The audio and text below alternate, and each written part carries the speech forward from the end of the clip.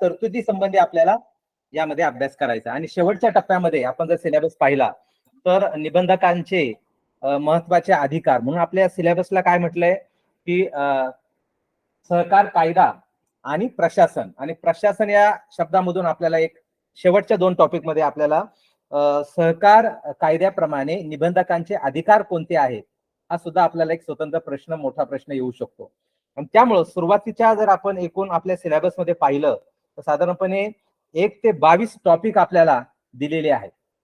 म्हणजे आपल्याकडं मला वाटतं नोट्स वगैरे पोस्ट झालेले असतील, बरोबर? नोट्स मिळाल्यात का आपल्याला? तर इंग्लिश मध्ये आपल्याला ICM न नोट दिलेले आहेत, पण आपण थोडस मराठीमध्ये त्याचं थोडक्यामध्ये तुम्हाला 1, 2 ते 4 दिवसामध्ये त्या नोट्स मिळून जातील. त्यामुळे तुम्हाला अजूनही थोडासा त्याचा फायदा होईल. ठीक आहे. तर सगळ्यात सुरुवातीला आपल्याला जो पहिला टॉपिक आहे त्यामध्ये सहकार कायदा जो आहे त्याचा इतिहास आपल्याला त्यामध्ये दिलेला आहे. आता इतिहास आपल्याला सुरू करण्याच्या आधी म्हणजे पहिला टॉपिक जो आहे तो आपल्याला सहकार चळवळीचा इतिहास किंवा सहकार कायद्याचा इतिहास हा आपला पहिला टॉपिक आहे. यानंतर सिलेबस मध्ये जर आपण पाहिलं तर आपल्याला दुसरा जो टॉपिक आहे तो सहकारी संस्थेची नोंदणी आपण कशी करावी.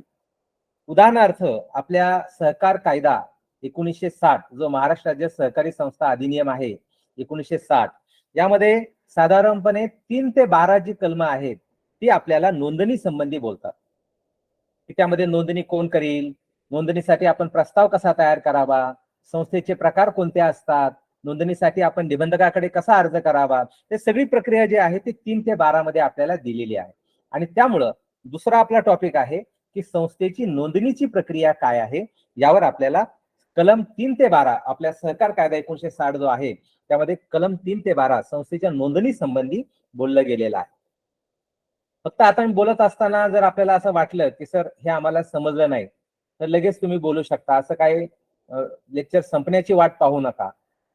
लगेच आपल्याला वाटलं ना की सर हा मुद्दा काय किंवा असं म्हणजे असं असतं का तर बोलत चला, तेवढा पुरता आपला माईक चालू करा, नंतर परत आपण बंद करायचं. ठीक आहे. तर आपल्याला दुसरा टॉपिक आहे सहकारी संस्थेची नोंदणी. त्यानंतर तिसरा आपला टॉपिक आहे तो म्हणजे पोटनियम म्हणजे काय, पण त्याला आपण नेहमीचा प्रचलित शब्द जो पोटनियम असला तरी उपविधी त्याला म्हटलं जातं. त्यामुळे संस्थेचे पोटनियम काय असतात, जसं आपण म्हणतो की बाबा एखाद्या वेळेस आपलं पोट बिघडलं तर डॉक्टर काय सांगतात की बाबा लाईट खा, खिचडी खा. तात्पर्य असं की पोटनियम म्हणजे काय असतं, जसा कायदा आहे कायद्यामध्ये आपल्याला काही सक्तीच्या सूचना केलेल्या असतात, तर नियम पण आहेत. 1961 चे नियम आहेत की त्या नियम जे असतात ते निबंधक कायदा कसा राबवणार, म्हणजे 1960 चा कायदा आहे हा निबंधक कसा राबवणार यासाठी नियम असतात आणि नियम 1961 मध्ये आहे. आणि त्याला अनुसरून कायदा आणि नियमाला अनुसरून आपला संस्थेचा प्रकार कोणता आहे त्यानुसार आपले जे पोट नियम असतात ते आपण बायलॉज त्याला म्हणतो आणि त्याला आपण उपविधी पण म्हणतो. तर उपविधी आपण तयार करत असतो.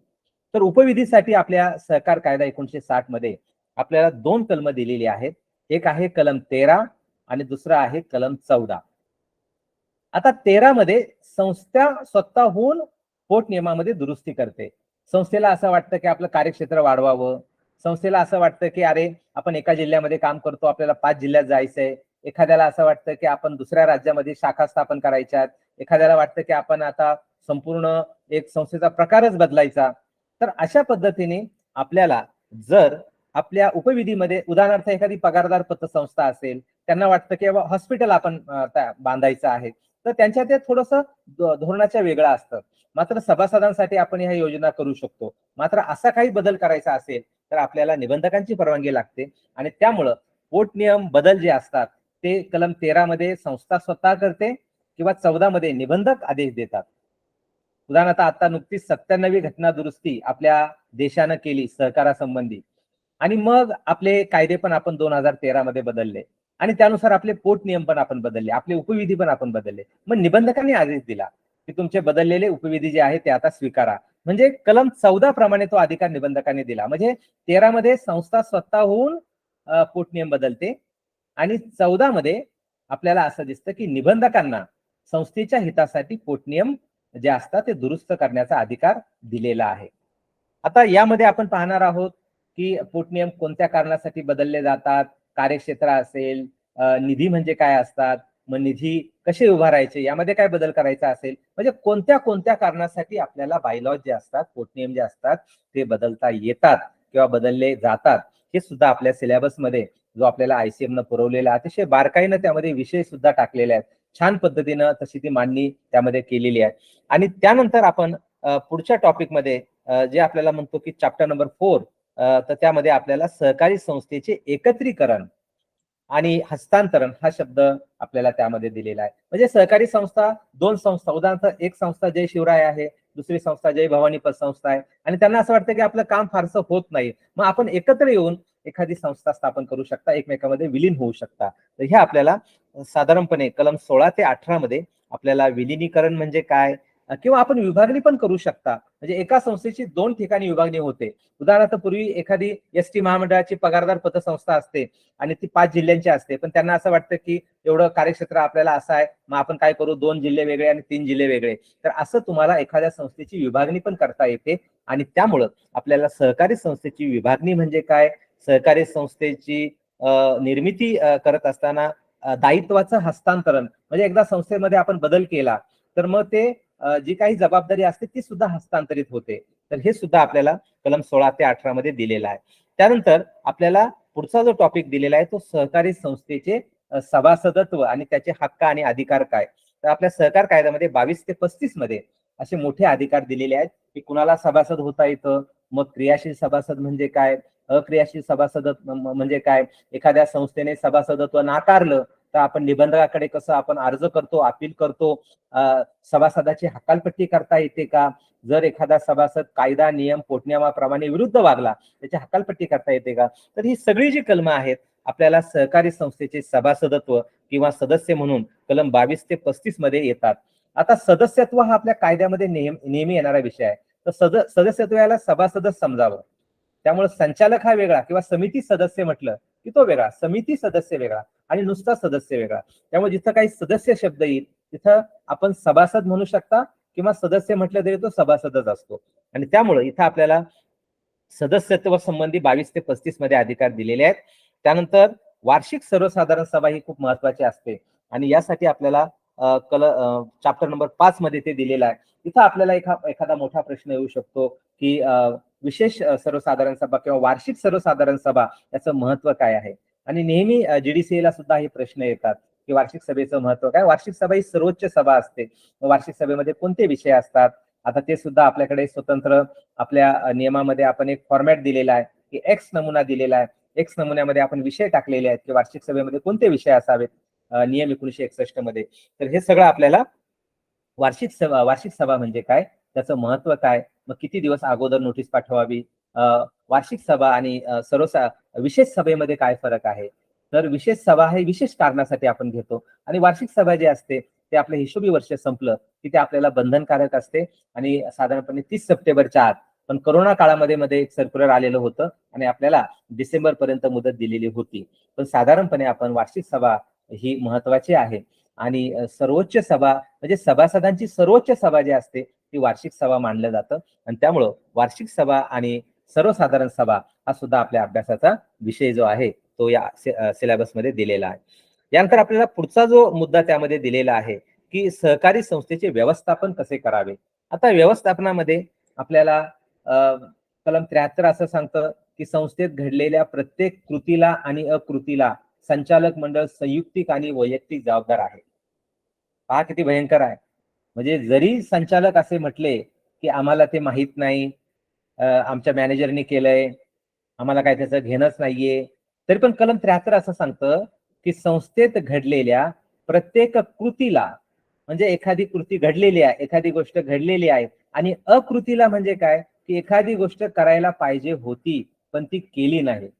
तर कृतीला आणि अकृतीला संचालक मंडळ सामूहिक आणि वैयक्तिक जबाबदार आहे. आणि त्यामुळं व्यवस्थापनामध्ये आपल्याला तेच पाहायचं आहे. कलम 73 क ब हे नवीन आपण कलम टाकलेलं आहे आणि त्यामध्ये निवडणूक प्राधिकरण आपण स्थापन केलेलं आहे. त्याची रचना जी आहे ते आपल्याला 73 मध्ये क ब मध्ये पाहायला मिळते. आणि मग व्यवस्थापनासाठी आपल्याला 12 ते 80 मध्ये ही सगळी कलम त्यामध्ये आपल्याला दिलेली आहे. यानंतर पुढचं जो आपला चॅप्टर आहे त्यामध्ये निवडणुका हा मुद्दाम एक स्वतंत्र पॉइंट त्यामध्ये दिलेला आहे, चॅप्टर दिलेला आहे.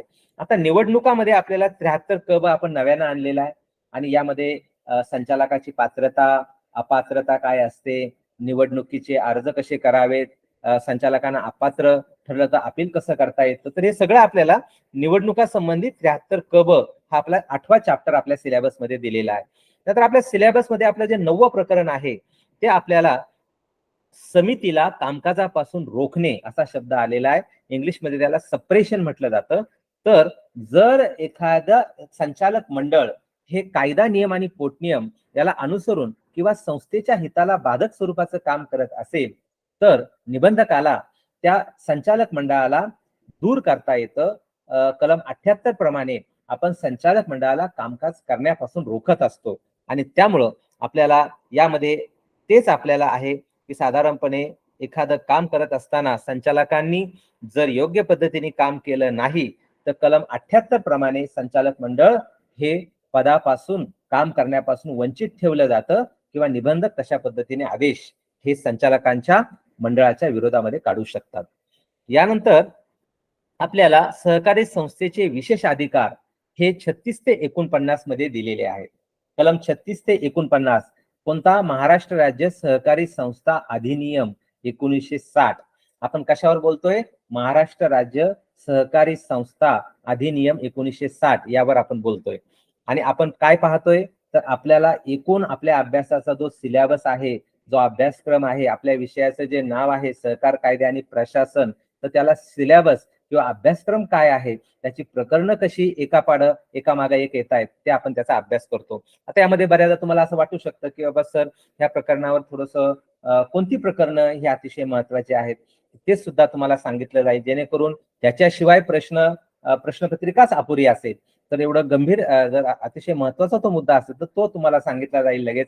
आणि त्यामध्ये आपल्याला असं दिसतं की संस्थेचे विशेष अधिकार 36 ते 49. आता यामध्ये काय दिलंय तर समजा वसुली करायची असेल तर एखाद्या शेतकऱ्यानं कृषी उत्पन्न बाजार समितीमध्ये त्याचा माल नेला तर आपण त्या मालावर त्या बाजार समितीला अटॅचमेंट लावू शकतो किंवा जप्ती लावू शकतो. किंवा ऊस आहे, एखाद्या सभासदाचा थकबाकी झालेली आहे जिल्हा बँकेची, मग कारखान्यामध्ये ऊस त्याने दिलेला आहे, मग कारखान्याला आपण ती जी त्याची रक्कम आहे त्या सभासदाची ती आपण वसुलीपोटी जप्त करू शकतो.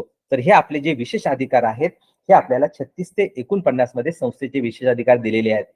त्यानंतर संस्थेला आपली स्वतःची मालमत्ता जमवता येते, यासाठी 64 ते 71 64 to 71 ही जी कलम आहेत ती त्या संबंधी आहेत. जसं की कलम 65 मध्ये असं म्हटलंय की प्रत्येक संस्थेला नफा झाल्यानंतर निधी उभारला पाहिजे. कलम 66 मध्ये असं म्हटलंय की आपण राखीव निधी काढला पाहिजे. कलम 71 मध्ये असं म्हटलंय की आपण सभासदाचा जो प्रॉव्हिडंट फंड आहे त्याला आपण भविष्य निर्वाह निधी म्हणतो, तो भविष्य निर्वाह निधी जो असतो तो निधी स्वतंत्र गुंतवला पाहिजे, तो संस्थेने आपल्या व्यवहारामध्ये वापरू नये. म्हणजे अशा पद्धतीने आपल्याला या सहकारी संस्थांचा मालमत्ता व निधी यावर प्रश्न आपल्याला किंवा यावर आपल्याला स्वतंत्र एक अभ्यासक्रम दिलेला आहे. त्यानंतर सहकारी संस्थेचे लेखापरीक्षण हा आपल्यासाठी खूप महत्वाचा मुद्दा आहे. कलम 81 आणि कलम 82 आणि त्याला जोडून आपल्याला नियम 69 सुद्धा थोडासा त्यासाठी घ्यावा लागेल. म्हणजे काही ठिकाणी आपल्याला थोडंसं सहकार नियम 1961 यातला एखादा नियम आपल्याला पाहावा लागेल. तर फारसं नाही, त्यामुळे जम्बलिंग होऊ देऊ नका.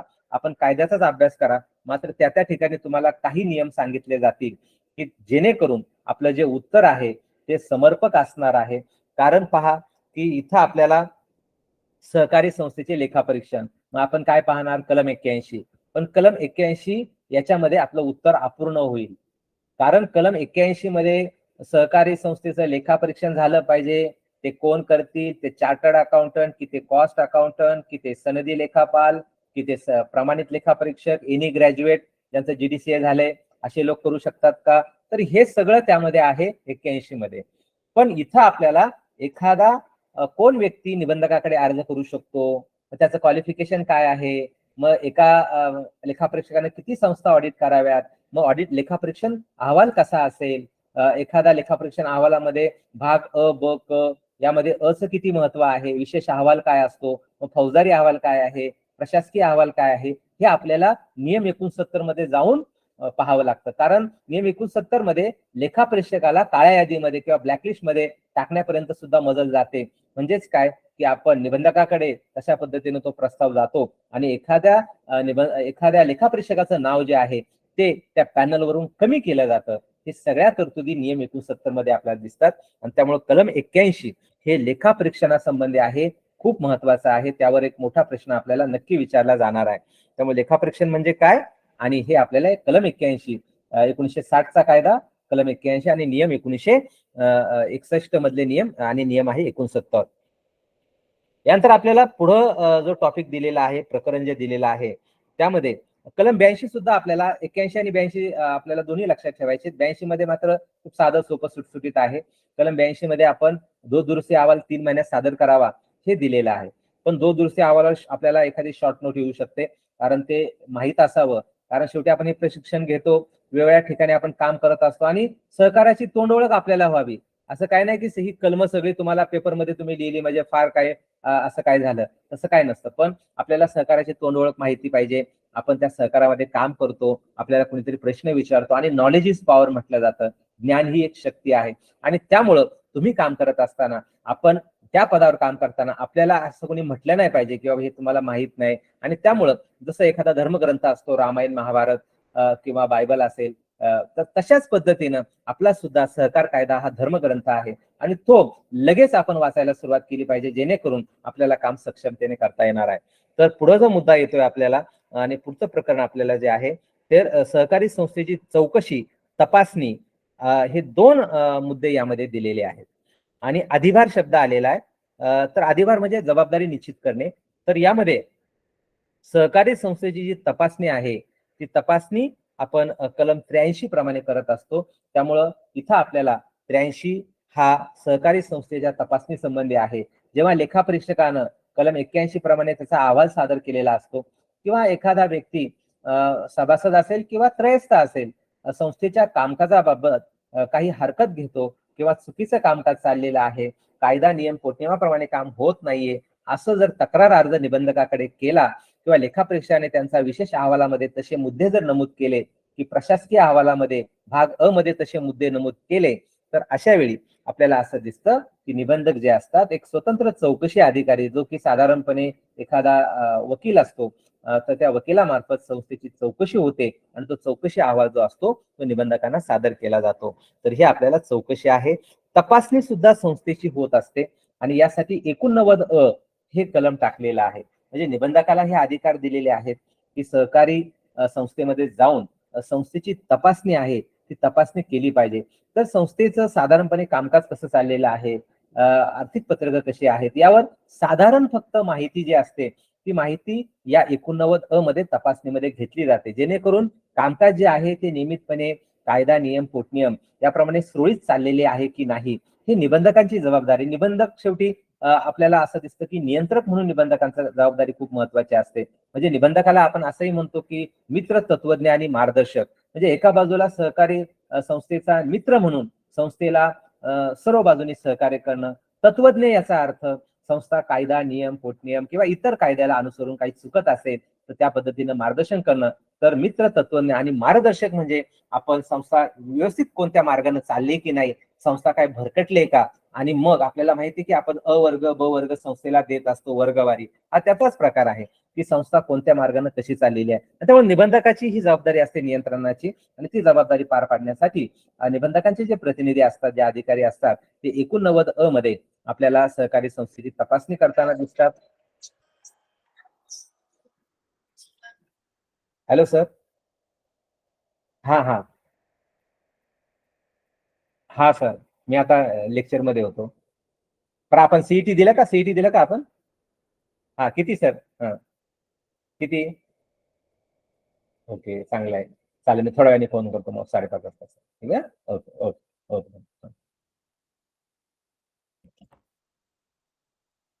तर आपल्याला इथं असं दिसतं की सहकारी संस्थेची तपासणी जी असते ती 89 मध्ये आपण निबंधकांच्या मार्फत केली जाते. त्यासाठी आपण 89 हे कलम त्याला दिलेलं आहे. यानंतर पुढचा जो आपला प्रकरण आहे आपल्या सिलेबसचं, ते विवादाचे निराकरण असा शब्द वापरलेला आहे. म्हणजेच काय, की सहकारी संस्थेमध्ये कुठल्या प्रकारचे वाद होतात आणि वादाचं निराकरण करण्यासाठी सहकार कायद्यामध्ये कोणत्या तरतुदी केलेल्या आहेत. आता निराकरणामध्ये आपल्यासाठी महत्वाचं आहे, की कलम 91 आपल्याकडे आहे, की ज्यामध्ये आपण सहकार न्यायालयांची स्थापना केलेली आहे. जसं की आता पुणे जिल्ह्याचं उदाहरण घेतलं, तर आपण स्वारगेटला जर गेलात, तर आपल्याला 2 सहकार न्यायालय क्रमांक 1 आणि क्रमांक 2 अशा पद्धतीची सहकार न्यायालय आहेत. तर प्रत्येक जिल्ह्यामध्ये ही सहकार न्यायालय आहेत आणि सहकार न्यायालयाचा जो न्यायाधीश आहे, तो जसा एखाद्या दिवाणी न्यायालयाचा न्यायाधीश आहे, तोच बदलून इकडे येतो किंवा इकडून बदलून तिकडे जातो आणि त्यामुळं सहकार न्यायालय हे काही मर्यादित गोष्टींसाठी आपण ठेवलेलं आहे. कारण असं झालंय, की समजा आता आपल्याला वसुली करायची असेल, तर बऱ्याचदा सहकार न्यायालयामध्ये विलंब होत होता. त्यामुळे 1986 मध्ये आपण कायद्यात बदल केले आणि 101 जे कलम आहे ते आपण निबंधकांना अधिकार दिले. त्या तालुक्याचे असतील, जिल्ह्याचे असतील किंवा कार्यक्षेत्रानुसार आणि निबंधकांनी 101 चे वसुलीचे दाखले हे निर्गमित करावेत किंवा संस्थेला द्यावेत असा आदेश आपण किंवा अशी कायद्यातली तरतूद आपण त्यामध्ये करणे आणि त्यामुळं इथं जर आपण म्हणाल की सहकारी संस्थेच्या विवादाचे निराकरण यामध्ये आपल्याला कलम 91 मध्ये सहकार न्यायालय आणि 101 हे जे कलम आहे ते आपल्याला वसुलीसाठी आपण जो प्रस्ताव सादर करतो त्या संबंधी आहे. यानंतर आपल्याला पुढचा जो टॉपिक आहे सहकारी संस्थेचे विसर्जन आणि विसर्जनासंबंधीच्या तरतुदी. तर विसर्जन याला आपण लिक्विडेशन म्हणतो. बऱ्याचदा काही लोकांनी बीकॉम वगैरे जर काही लोकांनी केलेला असेल तर त्यांनी ते लिक्विडेशन शब्द ऐकलेला असेल पहा. कंपनीचे विसर्जन वगैरे. तर साधारण विसर्जन याचा साधा सोपा अर्थ असा आहे की Wien the liability is more than asset. Liabilities 200 रुपये आहे आणि ऍसेट जे आहे ते 100 रुपये आहे. Wien the liabilities more than asset, जेव्हा संपत्तीपेक्षा देणी जादा होतात तेव्हा आपोआप ती संस्था जी असते ती अवसायनामध्ये जात असते किंवा स्वतःहून संस्था जे आहे ते अर्ज करू शकते काही कारणास्तव. मात्र आपल्याकडे कंपनी सारखं नाहीये. आपल्याकडं एक सर्वसाधारण कारण सहकारामध्ये आहे की संस्थेची जी देणी असतात ती एवढी वाढतात आणि ती देणी काही संस्था त्यांच्या संपत्तीतून भागवत नाही. मग अशा वेळी आपल्याकडे व्यावसायिक नेमला जातो. साधारणपणे सहकार खात्याचे जे प्रतिनिधी म्हणून ते काम करतात. मग प्राधिकृत अधिकारी असा शब्द तिथे येतो. निबंधक एखाद्या व्यक्तीला व्यावसायिक किंवा लिक्विडेटर म्हणून नियुक्त करतात.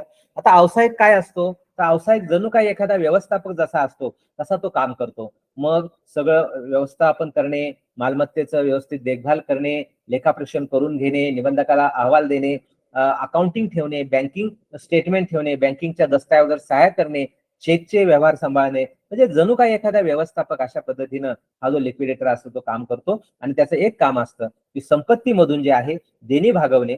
उदाहरणार्थ संपत्ती जी आहे ती 100 रुपयाची आहे आणि देणी 200 रुपयाची आहे आणि त्यामुळे संपत्तीमध्ये मग रोख शिल्लक किती आहे असं वरून तो खाली जातो ताळेबंदाच्या. रोख शिल्लक काय आहे, बँक शिल्लक काय आहे, त्यानंतर मग इतर काही गुंतवणुका केल्यात त्या बँकेमध्ये त्या मोडल्या जातात आणि त्यानंतर मग कर्ज वसूल केलं जातं आणि त्यातूनही देणी भागवता नाही आली तर शेवटी संस्थेची मालमत्ता विकली जाते. म्हणजे व्यावसायिकाला सुद्धा बंधन दिलेलं आहे. व्यावसायिक असं लगेच करू शकत नाही की चला देणी भागवायचीत ना, लोकांच्या ठेवी भागवायच्या ना, चला मी आता संस्थेची इमारत विकतो, सगळ्या शाखा विकतो, असं करता येत नाही. तर सगळ्यात पहिलं आपल्याला जे काही ताळेबंद असतो त्यामध्ये वरून खाली म्हणजे त्याला आपण म्हणतो की रोख शिल्लक, बँक शिल्लक, मुदत ठेवीच्या गुंतवणुकी, राखीव निधीच्या गुंतवणुकी, त्यानंतर कर्ज वसुली, नंतर मालमत्ता, ह्या सगळ्यातून आपण काय करतो, ताळेबंदाच्या देणे बाजूला खालून वर आपण जातो. जसं की इतर देणी, मग ठेवी आपण भागवतो आणि शेवटी आपण आपल्या सभासदांनी जे काही शेअर्स मध्ये पैसे ठेवलेत त्यांची देणी आपण पूर्ण करतो. तात्पर्य असं की इथं आपण जर पाहिलं तर व्यावसायिकाचं काम अतिशय महत्वाचं आहे. व्यावसायिक म्हणून काम करताना खूप जबाबदारीने काम करावं लागतं आणि ही कलमं आपल्याला त्यामध्ये दिलेली आहेत. 102 ते 110 या व्यावसायिकासंबंधी आहे. त्यानंतर आपल्याला 15 आणि 16 जो टॉपिक आहे तो एकसारखाच आहे, कारण त्यामध्ये आपल्याला डिक्री वगैरे असा शब्द वापरलेला आहे. तर तो आपल्या विसर्जनासंबंधी आहे. तर पुढचा आपला टॉपिक आहे 17वा टॉपिक, तो आहे की अपील. त्यानंतर आपण पुनर्निरीक्षण आणि पुनर्लोकन असा शब्द आहे. 149 149 टू 154 मध्ये ह्या प्रोव्हिजन्स आहेत. तर 149 आणि 100 ते 154 ही कलमं आपल्याला आहेत. जसं की 101 च्या विरुद्ध जर एखाद्या निबंधकाने 101 चा दाखला एखाद्या संस्थेला दिला तर आपण 154 मध्ये अपील करतो आणि त्यामुळं इथं आपल्याला जो काही निर्णय झालेला आहे एखाद्या निबंधकाने, मग ते उपनिबंधक असोत किंवा जे काही त्यांच्या पद कोणतंही असो, सहाय्यक निबंधक असो, जिल्हा उपनिबंधक असो, त्यांनी दिलेला निर्णय जर आपल्याला पटत नसेल, आपल्याला असं वाटत असेल की आपल्याला अन्याय झालेला आहे, तर त्याविरुद्ध आपण अपील करू शकतो. साधारणपणे 60 दिवसाची मुदत त्या ठिकाणी आपल्याला त्या प्रकरणानुसार आपल्याला दिली जाते. तर हे अपिलामध्ये आपण पुनर्निरीक्षण आणि पुनर्लोकन हे 2-3 शब्द आलेले आहेत. पुनर्निरीक्षण म्हणजे आपण विनंती करतो की बाबा हा प्रस्ताव तुम्ही एकदा परत पहा. तर या संबंधी आपल्याला इथं 149 154 दिलेला आहे. त्यानंतर आपल्याला 18 आणि 19 हे दोन्ही जे टॉपिक आहेत, चॅप्टर क्रमांक 18 आणि 19, प्रकरण क्रमांक 18 आणि 19 मध्ये आपल्याला गुन्हे, ज्याला आपण ऑफेन्सेस म्हणतो, म्हणजे सहकार कायद्यामध्ये 146 कलम जे आहे ते आपल्याला गुन्ह्यासंबंधी दिलेला आहे. आणि 147 मध्ये त्याला असा जर गुन्हा केला तर त्याला पनिशमेंट किंवा त्याला आपण म्हणतो अपराधाबद्दल शिक्षा जी आहे ती 147 मध्ये दिलेली आहे. म्हणजे 146 यामध्ये अपराध आहेत आणि त्या क्रमांकानुसार 147 मध्ये आपल्याला शिक्षा दिलेल्या आहेत. तर हे आपल्याला त्यामध्ये दिलेलं आहे. आपल्याला प्रकरण 20 मध्ये निबंधकाचे अधिकार हा सगळ्यात महत्वाचा, म्हणजे संपूर्ण कायदा जर म्हटला ना तो सगळा निबंधकाचा अधिकार आहे. त्यामुळे यावर प्रश्न येणार आणि खूप मस्त आहे की आपल्याला प्रश्न येईल, निबंधक हे सहकारी संस्थेचे मित्र, तत्वज्ञ आणि मार्गदर्शक असतात किंवा निबंधकाचे महत्वाचे विशेष अधिकार लिहा. त्यामुळे संस्था नोंदणीपासून संस्था लिक्विडेशन पर्यंत जी जी काही आता आपण बोललो, हे सगळं जे आपण अभ्यासक्रम बोललो, हे सगळं सहकारी संस्थेच्या निबंधकाचे अधिकार आहेत. आणि त्यामुळं अतिशय सोपा, सुटसुटीत अशा पद्धतीने तुम्हाला या प्रश्नाच्या उत्तराची मांडणी करता येईल. आणि त्यामुळं हा प्रश्न आपल्याला 100% दरवर्षी हा आपल्याला येणार, कारण शेवटी निबंधक हा नियंत्रक असतो आणि मग त्यांची काय कार्य चालतात हे आपल्याला माहिती असण्याची आवश्यकता असते. आणि तो टॉपिक आपल्याला 20 मध्ये दिलेला आहे. त्यानंतर 21 मध्ये आपल्याला असं म्हटलं की सहकार कायद्यातील अलीकडच्या घडामोडी काय आहेत. आता अलीकडच्या या शब्दाचा अर्थ असा आहे की 1960 मध्ये या कायदा आलेला, 1986 मध्ये आपण मोठ्या दुरुस्त्या केलेल्या आहेत. आता अलीकडचा याचा अर्थ आपल्याला एक म्हणता येईल किंवा 97वी घटना दुरुस्ती आपण जी केली 2013 मध्ये, आणि त्यानंतर काही बदल आपण केले, जसं की आपण वार्षिक सभेचा जो सप्टेंबरचा कालावधी तो आपण डिसेंबर केलेला आहे. पगारदार पतसंस्थांच्या बाबतीमध्ये बिगर सभासद ठेवी ह्या घेऊ नका असं होतं, पण मार्च 2022 मध्ये अलीकडं आपण ते बदल केले आणि तिथं आपण मुद्दा टाकला की तशा पद्धतीने आपण पगारदार पतसंस्था ह्या बिगर सभासदांच्या, म्हणजे सभासद नसले तरी त्या ठेवी घेऊ शकतात. अशा पद्धतीने काही जे बदल केलेत ते काही प्रमाणामध्ये आपल्याला त्यामध्ये मांडणी करावी लागेल. 97वी घटना दुरुस्ती मात्र आपल्याला खूप महत्वाची आहे. त्यामध्ये काय महत्वाचे बदल केले आणि 97व्या घटना दुरुस्तीनुसार जसं आपण म्हणतो की भारतीय राज्यघटनेमध्ये बदल झाला, कलम 19 मध्ये मूलभूत अधिकार आला, मार्गदर्शक तत्वामध्ये तसं टाकलं गेलं की सरकारची जबाबदारी आहे की सहकारी संस्था चालवणं. त्यानंतर स्वतंत्र चॅप्टर त्यामध्ये एक प्रकरण स्वतंत्र आपल्या राज्यघटनेमध्ये टाकण्यात आलं. त्यामध्ये 273 वगैरे कलम टाकण्यात आलं. तर अशा पद्धतीने जे काही बदल झालेत ते आपल्याला 97व्या घटना दुरुस्तीमध्ये पाहावे लागणार आहेत. आणि त्याचे सहकार चळवळीवर काय परिणाम झाले, तर 97वी घटना दुरुस्ती म्हणजे काय बरं, तर त्यामध्ये महत्वाचे असे बदल झाले की सक्रिय सभासद नावाची एक नवीन संकल्पना आली की एखादा व्यक्ती 5 वर्ष वार्षिक सभेला येत नाही किंवा संस्थेमध्ये भाग घेत नाही, ठेवी पण ठेवत नाही, किंवा कर्ज पण घेत नाही, किंवा एखाद्या ठिकाणी तो थकबाकीदार राहतो किंवा हाऊसिंग सोसायटीला तो मेंटेनन्स भरत नाही, तर त्याला आपण अक्रियाशील ठरवलेलं आहे. तर ते त्यामध्ये आहे. किंवा मग वार्षिक सभेला आपण आलं पाहिजे, ही सुद्धा आपल्याला बंधन टाकले 5 वर्षातून एकदा. किंवा फेडरेशनला खूप महत्व दिले. आता संस्थांचं फेडरेशन असेल, 81 मध्ये कलमामध्ये आता बदल केले आणि संस्थेला पूर्ण अधिकार दिले की तुम्ही तुमचा लेखापरीक्षक नेमा आणि तो वार्षिक सभेमध्ये नेमला पाहिजे. हे जे बदल 97व्या घटना दुरुस्तीमध्ये केलेले आहेत ते सुद्धा आपल्याला एक स्वतंत्र चॅप्टर मध्ये दिलेत. याचा अर्थ त्यावर सुद्धा आपल्याला प्रश्न येणार आहे. तर साधारणपणे पहा, 1 ते 22 प्रकरणं आपल्याला अभ्यासाला आहेत. आणि माझ्या दृष्टिकोनातून आपल्याला खूप महत्वाचे जे विषय आहेत ते म्हणजे सहकार चळवळीचा इतिहास. कारण हा टॉपिक का करायचा, तर आपल्याला सगळ्या प्रश्नांमध्ये तो वापरता येईल. 1904 ला पहिला कायदा आला, 1912 मध्ये दुसरा कायदा आला, 1925 मध्ये तो राज्याचा विषय झाला. त्यानंतर मग आपल्याला असं दिसतं की गोरेवाला कमिटी 1951 मध्ये आली. हे जे काही आपण आता बोलणार आहोत तर हे आपल्यासाठी महत्वाचं आहे. आणि यासाठी पहिला महत्वाचा टॉपिक आहे तो म्हणजे सहकार कायद्याचा इतिहास.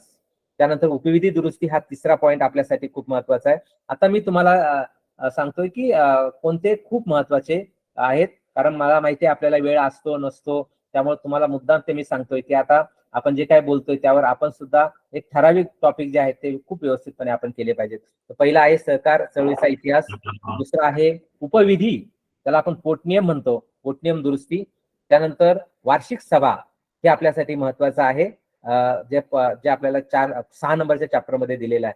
त्यानंतर निधी व्यवस्थापन वगैरे पुढे येणार आहे, 66 ते 71 मध्ये ते येतं. लेखापरीक्षणासंबंधी एक प्रश्न आपल्याला महत्वाचा आहे. त्यानंतर वादाची सोडवणूक करण्यासाठी 91 मध्ये काय तरतुदी आहेत, किंवा 93 मध्ये आपल्याला लवाद नावाचा नवीन प्रकार आलेला आहे, ते त्यामध्ये येईल. विसर्जकाची कर्तव्य, ज्याला आपण म्हणतो की हक्क म्हणण्यापेक्षा कर्तव्य जास्त आहे विसर्जकाची, व्यावसायिक म्हणतो आपण त्याला, तर त्यावर स्वतंत्र प्रश्न येईल. निबंधकांचे अधिकार यावर एक मोठा प्रश्न येणार आहे. आणि सहकार कायद्याच्या अलीकडच्या तरतुदी हा सुद्धा एक प्रश्न असेल. तर हे तुम्हाला सिलेबस बद्दल मी सांगितलं. आता सिलेबस ऐकल्यानंतर तुम्हाला काय वाटतंय का प्रश्न विचारावा, की नंतर मग आपण स्वतंत्र आपला सहकार कायद्याचा इतिहास सुरू करू? काय तुम्हाला सिलेबस मध्ये काय वाटलं?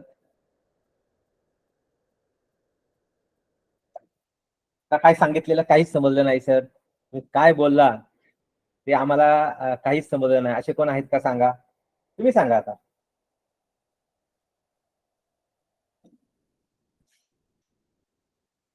एक मिनिट कोणतरी बोला.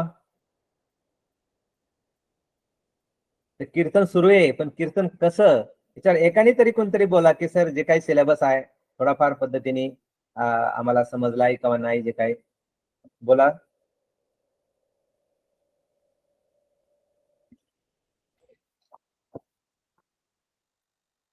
समजतोय सर. ओके, ठीक आहे. आता पुढचा जो आपला टॉपिक आहे प्रकरण नंबर 1, त्याचं नाव आहे सहकारी कायद्याचा इतिहास. काय म्हटलंय? सहकारी कायद्याचा इतिहास. टॉपिकचं नाव बघा, प्रकरण क्रमांक 1, सहकारी कायदे, कॉमा, गरज, इतिहास व उत्क्रांती, असा पहिलं प्रकरण आपल्याला अभ्यासाला आहे. आता या प्रत्येक प्रकरणामध्ये सुरुवातीला हे प्रकरण महत्वाचं काय आहे आणि आपल्या विद्यार्थ्यांना याचं काय महत्व आहे, काय समजावून सांगायचं, हे आधीच दिलेलं आहे. म्हणजे ह्या ज्या आपल्या नोट्स काढलेल्या आहेत ICM च्या माध्यमातून, त्यामध्ये सुरुवातीला हे आलेलं आहे की जे प्रशिक्षणार्थी आहेत, तर या प्रकरणामधून त्यांना काय ज्ञान आपण दिलं पाहिजे. त्यामध्ये काय म्हटलंय पहा, की जे प्रशिक्षणार्थी आहेत त्यांना सहकार कायद्याची माहिती किंवा इतिहास जो आहे तो समजावून सांगणं आवश्यक आहे. आणि त्या दृष्टिकोनातून सहकार चळवळ जी आहे ती कशी वाढत गेली, किंवा सहकार चळवळीमध्ये कसे कसे बदल होत गेले, सहकार चळवळीला कोण कारणीभूत आहे, किंवा ऐतिहासिक काय पार्श्वभूमी आहे. कारण आपण नेहमी म्हणतो की माणसाला पुढे जायचं असेल ना तर इतिहास माहित पाहिजे, आणि इतिहास माहित नसेल तर मनुष्य अशा ठिकाणी पडतो की परत तो उठू शकत नाही. आणि त्यामुळे आपल्याला सुद्धा, आपण सहकारात काम करतो तर आपल्याला ही सहकार चळवळ कधी सुरू झाली, किंवा सहकार म्हणजे काय, असं जर आपल्याला कोणी विचारलं पटकन की बाबा सहकार म्हणजे काय, तर आपल्याला सांगता आलं पाहिजे की बाबा सहकार म्हणजे असं असं आहे. तर आपण सुद्धा सहकार म्हणजे काय सांगू शकता, कारण तुम्ही सहकारामध्येच काम करता. त्यामुळं सांगा बरं आता काय, जर आपल्याला कोणी पटकन विचारलं की बाबा सहकार म्हणजे काय, ऐकले तुम्ही सहकार म्हणजे काय, काय सांगता येईल? सहकार म्हणजे काय? एक किंवा अनेक व्यक्तींनी येऊन एकत्र केलेली संस्था म्हणजे सहकार. वा वा, करेक्ट, एकत्र येऊन केलेले. ठीक आहे, अजून काय सांगता येईल? सहकार अजून थोडस सांगता येईल आपल्याला. व्यक्ती एकत्र येतात, बरोबर आहे.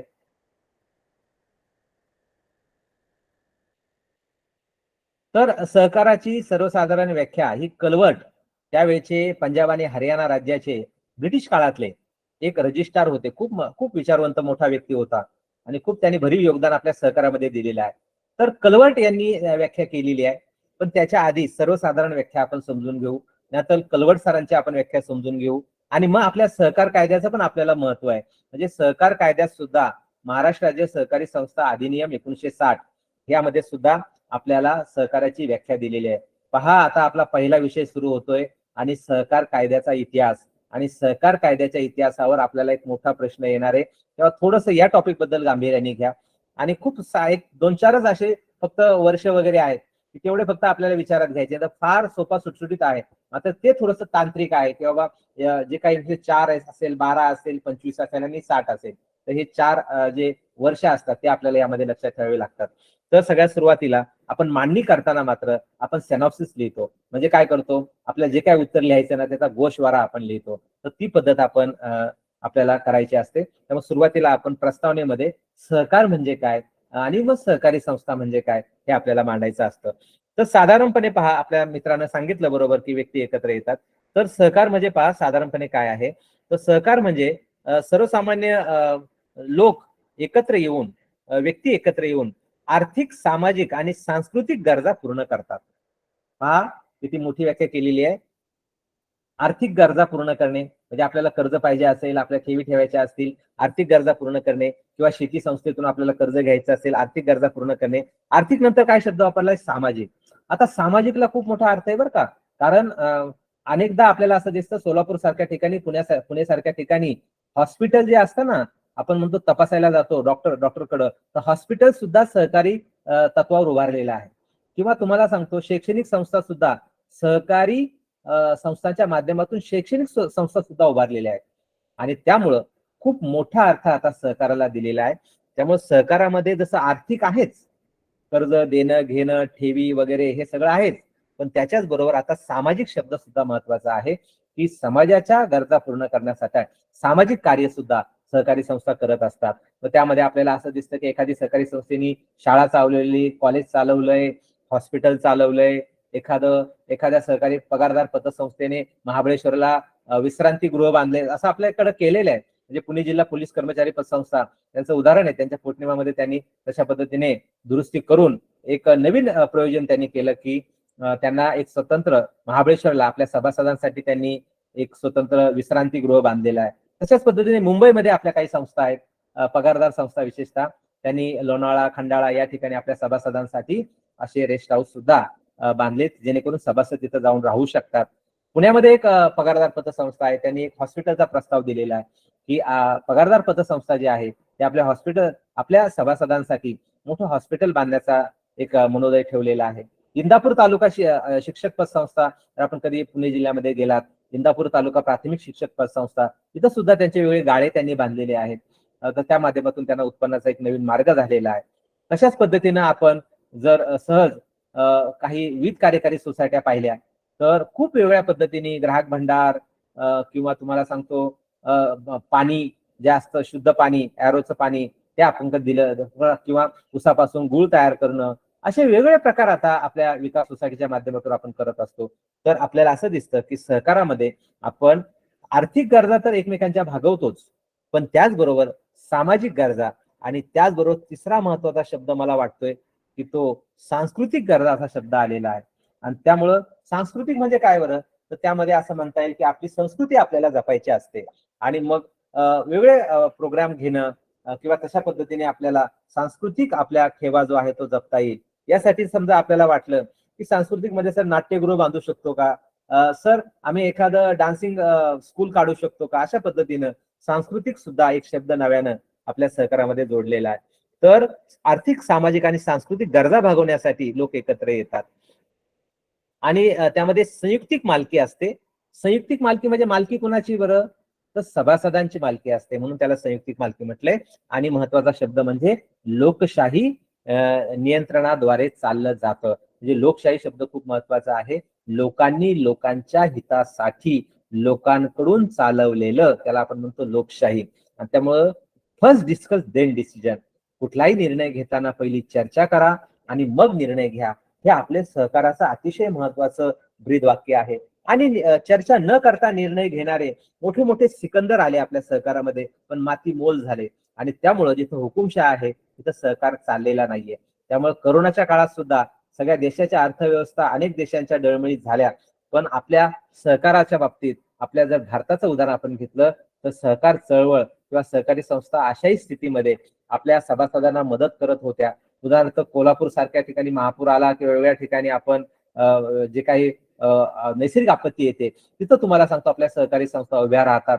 आणि सुदैवानं आपल्या सहकार आयुक्तांनी तशा पद्धतीने बऱ्याच मोठ्या मोठ्या तरतुदी चांगल्या केलेल्या आहेत.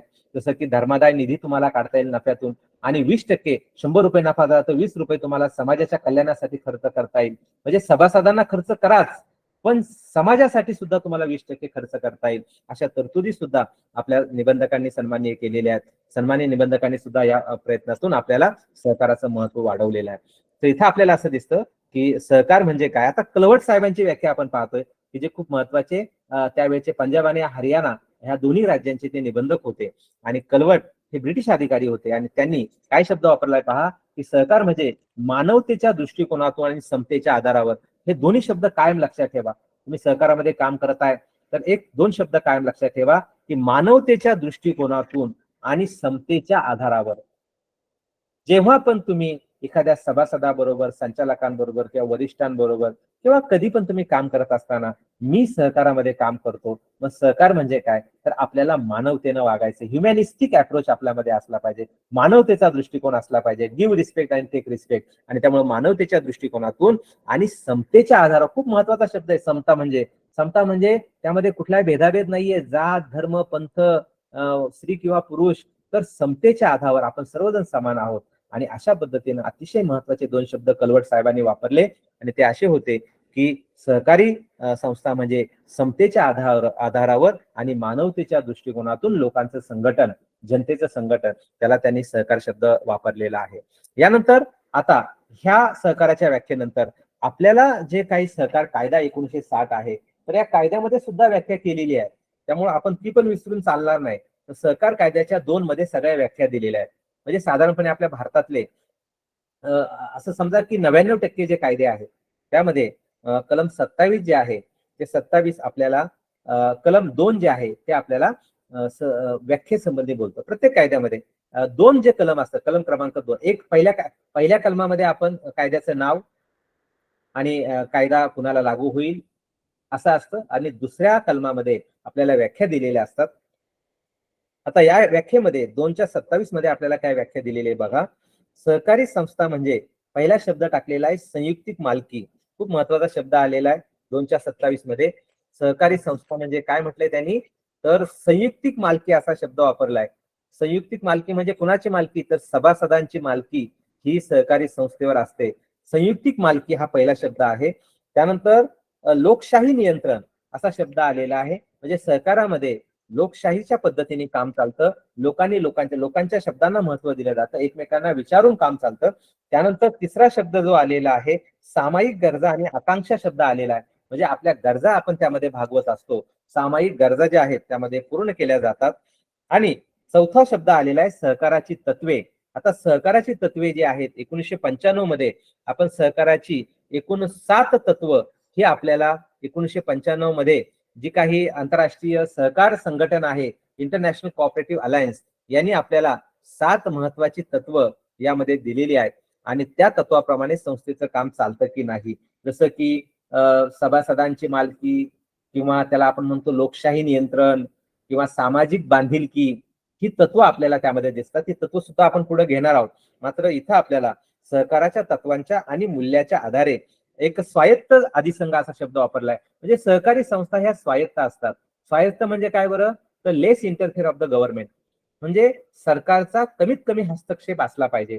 तर ही आपण 2013 मध्ये जी व्याख्या केलेली आहे म्हणजे आपली घटना दुरुस्ती आपण केली आणि ही जी व्याख्या केली याचा उद्देशच असा आहे की यापुढे आपण स्वायत्त आहोत आणि शासनाचा हस्तक्षेप त्यामध्ये कमीत कमी असला पाहिजे. आपण स्वायत्त आहोत म्हणजे आपली धोरणं आपण ठरवू शकतो आणि त्यामुळे सहकारी संस्थेची ही व्याख्या सुद्धा आपल्यासाठी महत्वाची आहे. म्हणजे इथपर्यंत आपण बोललो की बाबा आपण यामध्ये सगळ्यात पहिलं आपण पाहिलं सहकार म्हणजे काय आहे.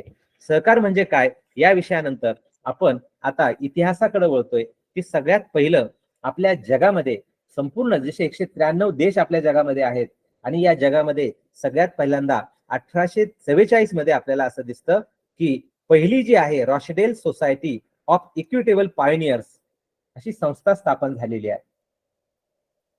काय म्हटलंय रॉशडेल सोसायटी ऑफ इक्विटेबल पायोनियर्स ही संस्था 1844 मध्ये जगामध्ये पहिली सहकारी संस्था जी आहे ती 1844 मध्ये स्थापन झालेली आहे आणि ती आपल्याला असं दिसतं की ब्रिटनमध्ये स्थापन झालेली आहे.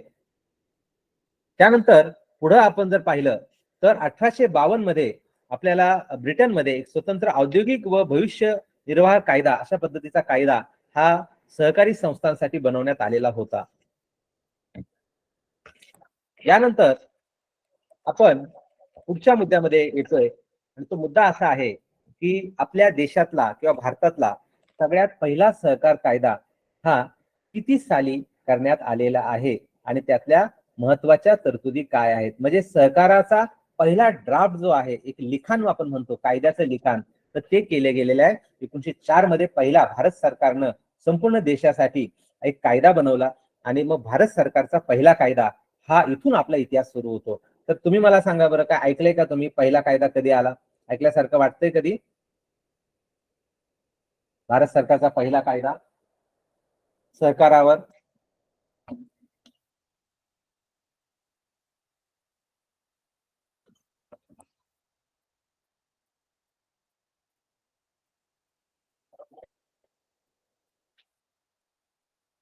काय सांगता येईल? आणि काय जीडीसीए केला असेल तर त्याला वाचण्यात आला असेल त्यांच्या. तर सहकार कायदा जो आहे तो पहिला सहकार कायदा 1904 मध्ये करण्यात आलेला आहे आणि तो संपूर्ण देशासाठी हा सहकार कायदा होता. आता सहकार कायद्यामध्ये आपल्याला हे विचारलं जाणार आहे की जरी आपल्याला 1960च्या कायद्याचं महत्व विचारलं तरी आपल्याला 1904 पासून सुरुवात करायची, किंवा डायरेक्ट जरी प्रश्न आला की सहकार कायद्याच्या चळवळीचा इतिहास लिहा, तर आपल्याला 1904 पासून किंवा पायोनियर सोसायटी पासून आपल्याला सुरुवात करावी लागेल. आणि त्यामुळं सहकारामध्ये पहिला कायदा 1904 मध्ये आलेला आहे आणि या कायद्यामध्ये कोणते महत्वाची वैशिष्ट्य होती किंवा कोणते महत्वाचे विषय त्यामध्ये हाताळले, त्यामध्ये आपण पाहतोय की पहिल्यांदाच यामध्ये एकूण जर संस्था स्थापन करायची असेल तर 10 सभासद ही त्यामध्ये अट ठेवण्यात आलेली होती. सहकार कायदा 1904. त्यानंतर दुसरा आपण त्यामध्ये महत्व आहे की निधीची उभारणी आणि सभासदांना कर्ज देणे.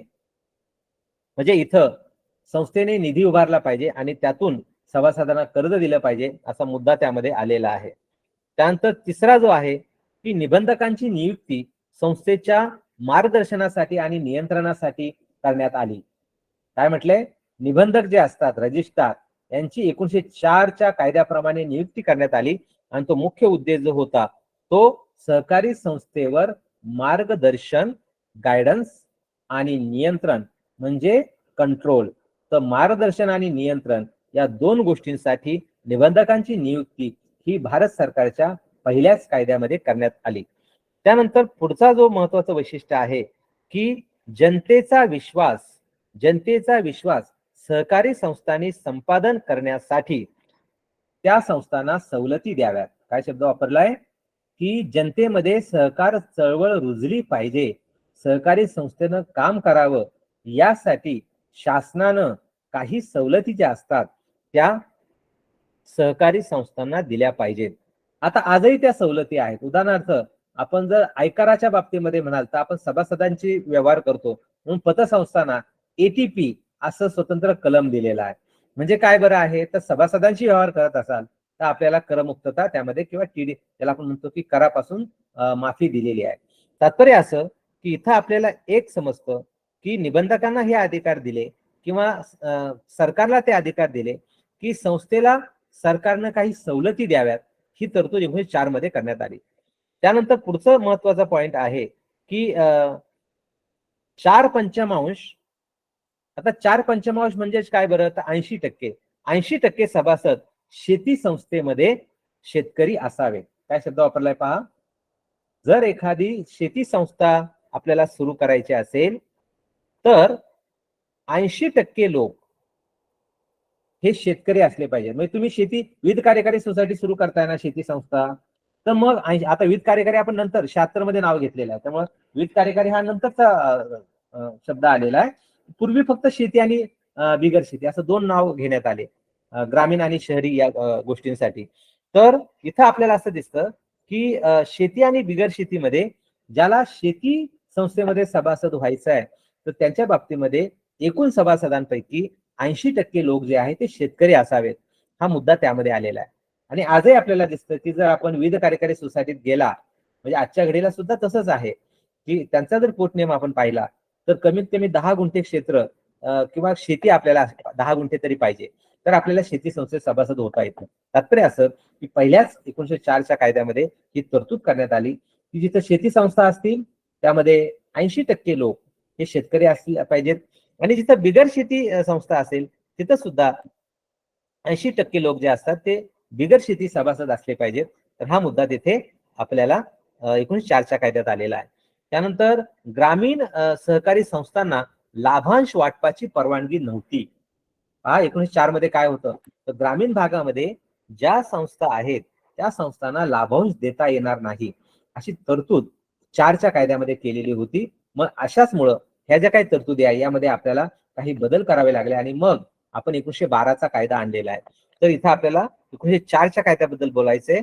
आपला पुढचा पॉइंट आहे की ग्रामीण सहकारी संस्थांना लाभांश वाटप करण्याची परवानगी नाही. यानंतर नेक्स्ट पुढच्या मुद्द्यामध्ये 1904च्या कायद्यात आहे की सर्व नफा जो आहे तो राखीव निधीला वर्ग करावा. म्हणजे नंतर आपल्याला दिसतं की 25% राखीव निधीला सगळा नफा नाही, फक्त 25%.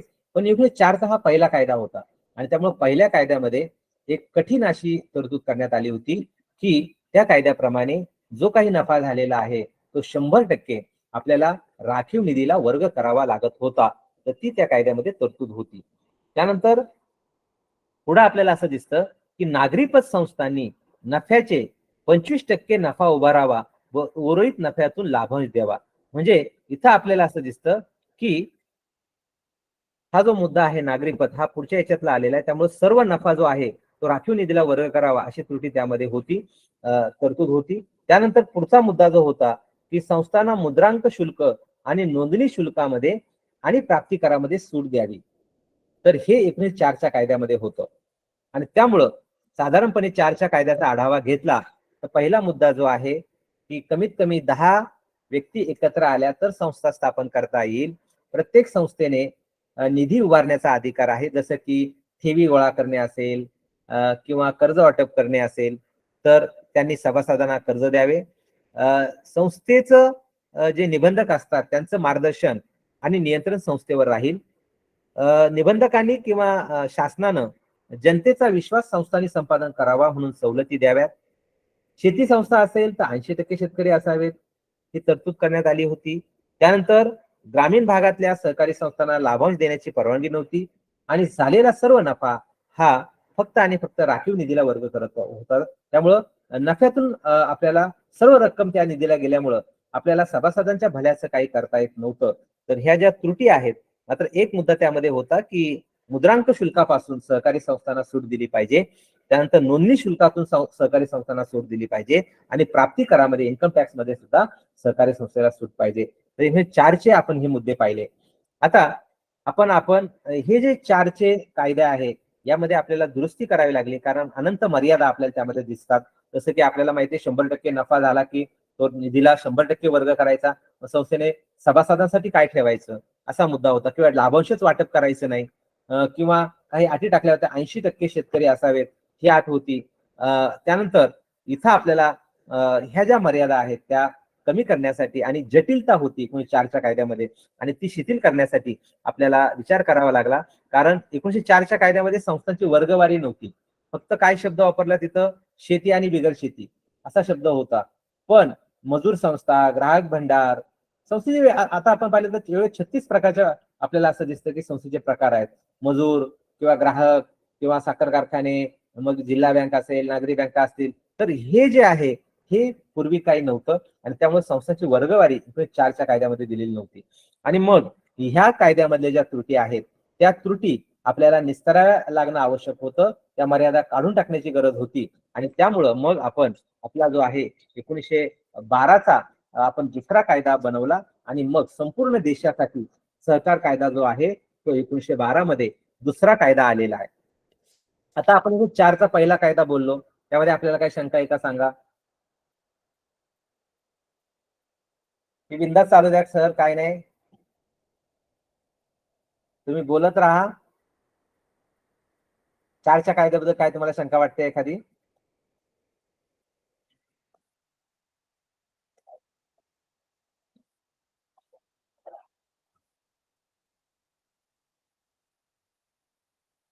ठीक आहे, तर दुसरा कायदा आलेला आहे आपल्याकडं. दुसरा भारत सरकारचा कायदा 1912 मध्ये आलेला आहे. आता या 12 मध्ये मात्र पूर्वीच्या कायद्यामध्ये ज्या त्रुटी होत्या त्या आपण दुरुस्त करण्याचं काम केलेलं आहे. आणि त्यामध्ये अतिशय भरीव अशी तरतुदी ज्या आहेत त्या 1912च्या कायद्यात करण्यात आल्यात. आणि मला वाटतं आज जो आपण कायदा वापरतोय 1960चा, तर त्याची मुहूर्तमेढ खरं म्हणजे 1912च्या कायद्यामध्येच आपल्याला दिसते. आणि तिथूनच त्या कायद्याला खऱ्या अर्थानं स्वरूप, जे कायदा म्हणून चांगलं स्वरूप हे आलेलं आहे. त्यामध्ये पहिलाच मुद्दा पहा 1912च्या कायद्याचा, की प्रकारानुसार संस्थांची जी आहे ती नोंदणी करण्यात यावी, हा पहिला मुद्दा त्यामध्ये आहे. प्रकारानुसार म्हणजे काय, तर शेती बिगर शेती एवढा शब्द पूर्वी होता. आता मात्र तसं नाहीये. आता आपल्याला ग्राहक भंडार असेल किंवा साखर कारखाना असेल किंवा जिल्हा बँका असतील, नागरी बँका असतील, तर संस्था काय कामकाज करते आणि त्या कामकाजानुसार संस्थेने जे आहे त्या प्रकारानुसार संस्था नोंदणी केल्या पाहिजेत. उदाहरणार्थ विविध कार्यकारी, मजूर, अशा पद्धतीने संस्थेच्या प्रकारानुसार संस्थांची नोंदणी जी आहे ती 1912च्या कायद्यामध्ये सुरू झालेली आहे. त्यानंतर दुसरा मुद्दा 1912च्या कायद्याचा आहे की नफ्याच्या 25% राखीव निधी जो आहे तो आपण काढला पाहिजे. आता 25% राखीव निधी हा खूप महत्वाचा मुद्दा आहे आणि तो आजही आपल्या 1960च्या म्हणजे आजपर्यंत आपण तो मुद्दा आपल्या कायद्यात आहे.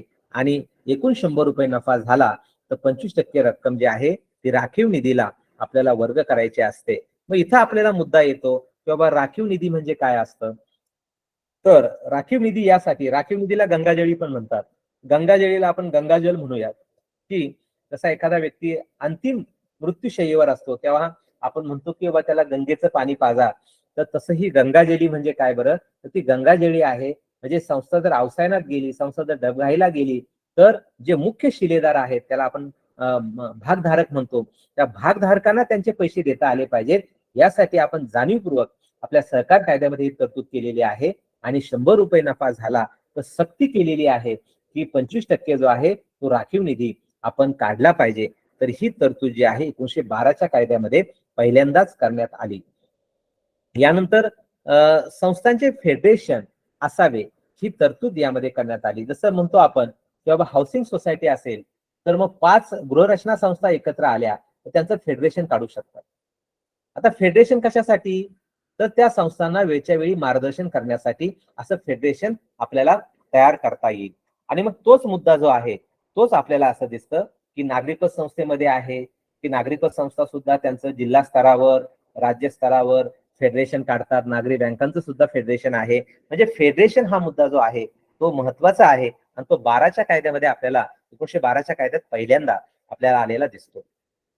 त्यानंतर लवादाची तरतूद आपल्या कायद्यात. लवाद म्हणजे जेव्हा अ आणि ब मध्ये वाद असतो, उदाहरणार्थ समजा संचालक आणि सभासदामध्ये वाद असेल तर एखादा स्वतंत्र व्यक्ती नेमून त्या वादाची सोडवणूक करा. तर ही जी तरतूद आहे ही तरतूद आपल्याला लवादाची तरतूद यामध्ये ह्या 1912च्या कायद्यामध्ये सुद्धा पाहायला मिळते. त्यानंतर मालमत्ता जप्तीची तरतूद, जर एखादा थकबाकीदार झाला तर त्याची मालमत्ता जप्त करता आली पाहिजे, ही तरतूद सुद्धा आपल्याला यामध्ये केलेली आहे. त्यानंतर आपल्याला जर वाटलं की संस्थेचं विलिनीकरण करायचं किंवा विभाजन करायचं तर ते करता येईल असं 1912च्या कायद्यात तरतूद करण्यात आली.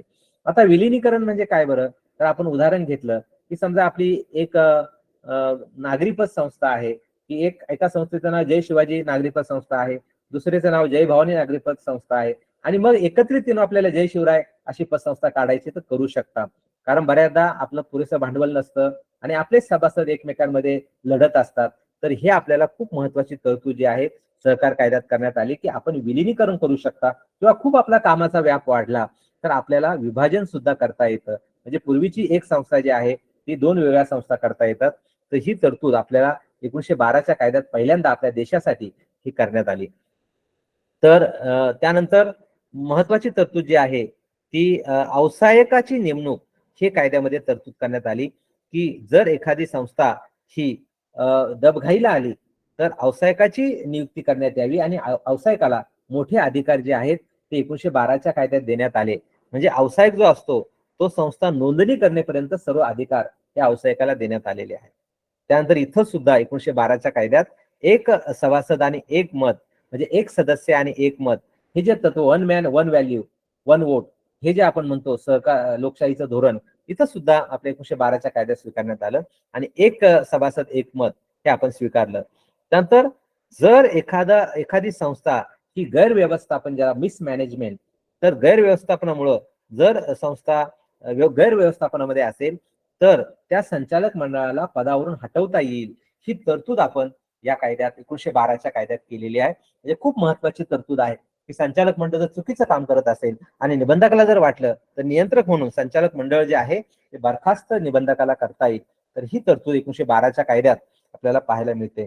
त्यानंतर जर एखाद्या संस्थेच्या बाबतीमध्ये संस्थेला मोठं नुकसान झालं किंवा संस्थेच्या संचालक मंडळानं जर निधीचा गैरवापर केला किंवा एखाद्या सेवकानं किंवा संचालकानं, आता सेवक संचालक हे मिळूनच येतात बरं का, म्हणजे आपल्या सहकार कायद्याच्या 2:20 मध्ये अधिकारी म्हणजे काय याची व्याख्या केलेली आहे.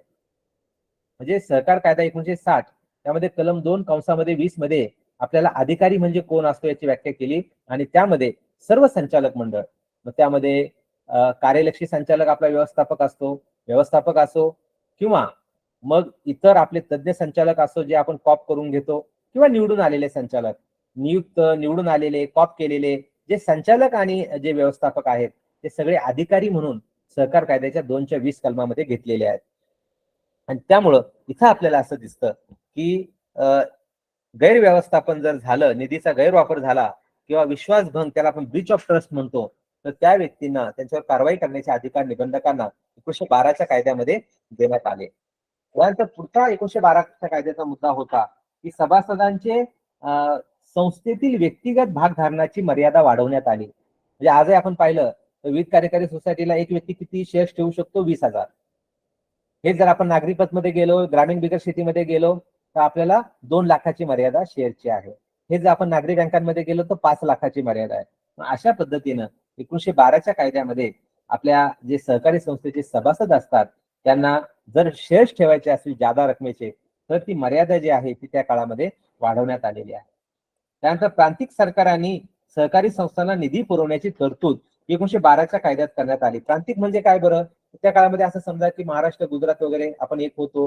महाराष्ट्राचा काही भाग हैदराबादला जोडलेला होता. त्यावेळी प्रांत रचना होती. मग खऱ्या अर्थाने आपण म्हणतो किंवा राज्यांची निर्मिती तर 1956 मध्ये आपण 56 नंतर भाषावार प्रांत रचनेची आपण निर्मिती केलेली आहे आणि त्यामुळं 56 नंतर आपण खऱ्या अर्थानं महाराष्ट्र, गुजरात असे पूर्ण वेगळे झालो. तात्पर्य असं की आपल्याला पूर्वी ही एकत्रित प्रांत रचना होती, नंतर भाषावार प्रांत रचना 1956च्या नंतर करण्यात आली आणि त्यामुळं इथं आपल्याला असं दिसतं की भाषावार जे प्रांत रचना होती त्यानुसार होण्याच्या आधी प्रांतिक सरकारांनी संस्थांना निधी पुरवावा असा शब्द वापरलेला आहे. म्हणजे पूर्वी गुजरात आणि महाराष्ट्र सुद्धा एक होतं, तर या पद्धतीने आपल्याला प्रांतिक सरकार म्हणजे गुजरातचा काही भाग, महाराष्ट्राचा काही भाग अशा पद्धतीने आपण एकत्र होतो. तर प्रांतिक सरकार त्या काळी होती आणि मग प्रांतिक सरकारांनी संस्थांना निधी पुरवावेत अशी तरतूद जी आहे ती त्या कायद्यामध्ये 1912च्या कायद्यात करण्यात आलेली होती. आता 12चा कायदा जसा आपण बनवला तर या 12च्या कायद्यानंतर आपल्याला दिसतं की मोठे बदल आपल्या देशामध्ये झालेले आहेत. आता 12च्या कायद्यामध्ये आपण जर बोललो त्यामध्ये आपल्याला काय आहे का, काय म्हणायचंय का? 1912तल्या तरतुदी आपल्याला समजल्या? शक्यतो यावर तुम्हाला लिखित स्वरूपामध्ये नोट्स पण देण्याचा मी प्रयत्न करणार आहे, त्यामुळं थोडस तुम्हाला ते सोपं होईल. पण आता जे आपण बोललो ते मुद्दे समजतायत आपल्याला? काय अडचण येते का?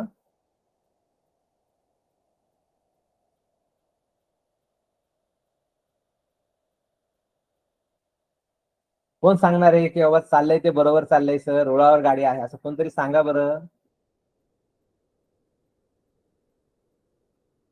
प्रशिक्षणार्थी, ऐकणारे, आमचे AGDCM चे विद्यार्थ्यांनी सांगा कोणीतरी.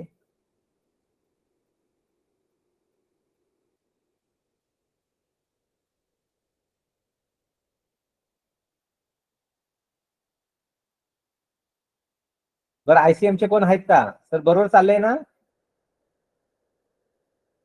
Yes sir, yes sir. Okay, ठीक आहे. सर आपण एक मिनिट सर, आपण काही स्क्रीन वगैरे शेअर केली आहे का? हा सर दिसलीच नाही अजून स्क्रीन. स्क्रीन म्हणजे कॅमेरा का? नाही नाही नाही, प्रेझेंटेशन काही चालू केले का म्हणतो? नाही नाही नाही नाही नाही, ठीक आहे. नंतर करूयात आपण ते, आता सध्या ओके. नोट्स तयार नाहीयेत. हा ठीक आहे. तर पुढचा जो मुद्दा आहे तो स्वातंत्र्योत्तर काळाचा मुद्दा आहे की स्वातंत्र्योत्तर काळामध्ये आपल्याला असं दिसतं की 1956 मध्ये राज्यांची भाषावर प्रांत रचना करण्यात आलेली आहे. तर 1956 मध्ये आपण महाराष्ट्र म्हणजे मराठी भाषा किंवा गुजरात म्हणजे गुजराती भाषा, तर अशा पद्धतीने 1956 मध्ये राज्यांची भाषावर प्रांत रचना करण्यात आली आणि त्यानंतर प्रत्येक राज्यासाठी एक स्वतंत्र कायदा करण्यात यावा अशी तरतूद त्यामध्ये झालेली दिसते. म्हणजे 1925 मध्ये आपल्याला असं दिसतं की प्रांतिक सहकारी कायदा जो आहे तो पहिला प्रांतिक सहकारी कायदा बनवण्यात आलेला आहे. तर महाराष्ट्रामध्ये 1925 मध्ये पहिला प्रांतिक सहकारी कायदा बनवण्यात आला. महाराष्ट्राबरोबरच मद्रासमध्ये 1932 मध्ये त्या प्रांतासाठी कायदा करण्यात आला सहकाराचा. त्यानंतर बिहारमध्ये 1935 मध्ये बिहार प्रांतासाठी कायदा करण्यात आला. म्हणजे एक दिसतं की हा जो सहकार विषय आहे तो राज्याच्या अखत्यारीमध्ये गेला. म्हणजे 1904 चा कायदा, 1912 चा कायदा, या दोन्ही कायद्यामध्ये सहकार हा विषय कुणाकडे होता तर केंद्र सरकारकडे होता. त्यानंतर मात्र आपल्याला असं दिसतं की 1919 मध्ये भारताची घटना पहिल्यांदा एक घटना आपण तयार केली, राज्य घटना जी म्हणतो की पहिला कायदा जो आहे तो आपण 1919 मध्ये केला. त्यानंतर 1935 मध्ये दुसरा कायदा बनवला आणि मग आपली भारतीय राज्यघटना ही तिसऱ्या टप्प्यामध्ये आलेली आहे. तर अशा देशाचा जो आपण एक घटनात्मक कायदा बनवला आणि 1919 मध्ये आपल्याला असं दिसतं की विषयाप्रमाणे सहकार हा जो विषय आहे तो आपल्याला राज्यांकडे गेलेला आहे आणि मग राज्यांनी आपले कायदे बनवायला सुरुवात केली. मग त्यामध्ये पहिल्यांदा जो सहकार कायदा देशामध्ये बनला तो महाराष्ट्राचा बनलेला आहे आणि 1925 मध्ये महाराष्ट्र प्रांतासाठी आपण सहकार कायदा बनवलेला आहे. यानंतर नंतरच्या काळामध्ये आपल्याला असं दिसतं स्वातंत्र्यानंतर 1956 मध्ये भाषावर प्रांत रचना झालेली आहे. त्यानंतर प्रत्येक राज्याने आपापले कायदे बनवलेले आहेत. आता इथं आपल्याला एडी गोरेवाला कमिटी ही खूप महत्वाची कमिटी, अखिल भारतीय ग्रामीण पतपुरवठा समिती, ज्याला आपण म्हणतो गोरेवाला कमिटी, यानं जवळजवळ 400 पेक्षा जास्त जिल्ह्यांमध्ये पूर्ण भारतभर ते गेलेले होते. म्हणजे खूप असा मोठा अभ्यासू व्यक्ती, की असा व्यक्ती होणे नाही खरं म्हणजे सर्वे करण्याच्या बाबतीत. तर त्यानं 400 पेक्षा जास्त जिल्ह्यांना भेटी दिलेल्या आहेत आणि त्यातून त्यांनी सहकार चळवळ कशी चालते, ग्रामीण भागात पतपुरवठा कसा चालतो याचं सर्वेक्षण त्यांनी केलेलं आहे आणि मग त्यांच्या शिफारशी त्यांनी केल्या आणि मग त्यांनी एक त्यामध्ये मुद्दा नमूद केला की बाबा राज्यांनी म्हणजे सरकारांनी जे काही सरकार असेल राज्याचं त्यांनी सहकारामध्ये भागीदारी वाढवली पाहिजे. म्हणजे काय, सहकारी संस्थांना आर्थिक मदत केली पाहिजे. तर हा मुद्दा त्यांनी अतिशय महत्वाचा मांडलेला आहे. त्यानंतर आपल्याला असं दिसतं की आपला सध्याचा जो कायदा 1960 चा कायदा आहे तर हा कायदा बनवण्याच्या आधी या कायद्याचा जो ड्राफ्ट बनवला गेला, जसं आपण म्हणतो की भारतीय राज्यघटनेच्या मसुदा समितीचे अध्यक्ष म्हणजे ड्राफ्टिंग कमिटीचे अध्यक्ष हे डॉक्टर बाबासाहेब आंबेडकर होते. म्हणजे काय झालं की राज्यघटनेचा आपण एक मसुदा बनवला. तसंच आपल्याला जो आता सध्याचा सहकार कायदा 1960 आहे या कायद्याचा मसुदा जो आहे तो मसुदा कुणी बनवला तर S.T. राजा यांच्या अध्यक्षतेखाली सहकार कायद्याचा मसुदा जो आहे तो तयार करण्यात आला आणि तो 1956 मध्ये तयार करण्यात आला. 1957 मध्ये तो मसुदा जो आहे तो प्रसिद्ध करण्यात आला. म्हणजे आतासारखं काय सोशल मीडिया त्या काळामध्ये नव्हतं, परंतु सगळ्यांना तो ड्राफ्ट पाठवण्यात आला, त्याच्यावर चर्चा घडवण्यात आल्या आणि मग आपल्याला असं दिसतं की या ड्राफ्ट मध्ये किंवा 57 मध्ये जो आपण मसुदा तयार केला त्यामध्ये खूप महत्वाचे शब्द होते, जसं की सहकारी संस्थेवर लोकशाही नियंत्रण, खुले व ऐच्छिक सभासदत्व, त्यानंतर भांडवलावर मर्यादित व्याज म्हणजे किती पण डिव्हिडंड घेऊ नका. ब्रिटिश काळामध्ये ब्रिटिश कंपन्या ज्या होत्या त्यांनी 100%, 70%, 80% डिव्हिडंड घेतला, ते चुकीचं होतं. त्यांनी वारेमाप लूट केली. त्यामुळे इथं जाणीवपूर्वक शब्द टाकण्यात आला की आपण जे काही पैसे गुंतवलेत त्यावर तुम्हाला मर्यादित जे आहे ते व्याज घेता येईल. तर अशा तरतुदी आपल्याला त्यामध्ये केलेल्या दिसतात आणि मग या ड्राफ्ट नंतर आपला एक परिपूर्ण असा सहकार कायदा की जो आजही लागू आहे तो सहकार कायदा 1960 जो आहे तो आपल्याला लागू करण्यात आला. आता हा जो महाराष्ट्र राज्य सहकारी संस्था अधिनियम आहे 1960, तर त्याची अंमलबजावणी जी आहे म्हणजे तो कायदा लागू कधी झाला तर 26 जानेवारी 1962 रोजी आपल्याला असं दिसतं की सहकार कायदा जो आहे तो लागू करण्यात आलेला आहे.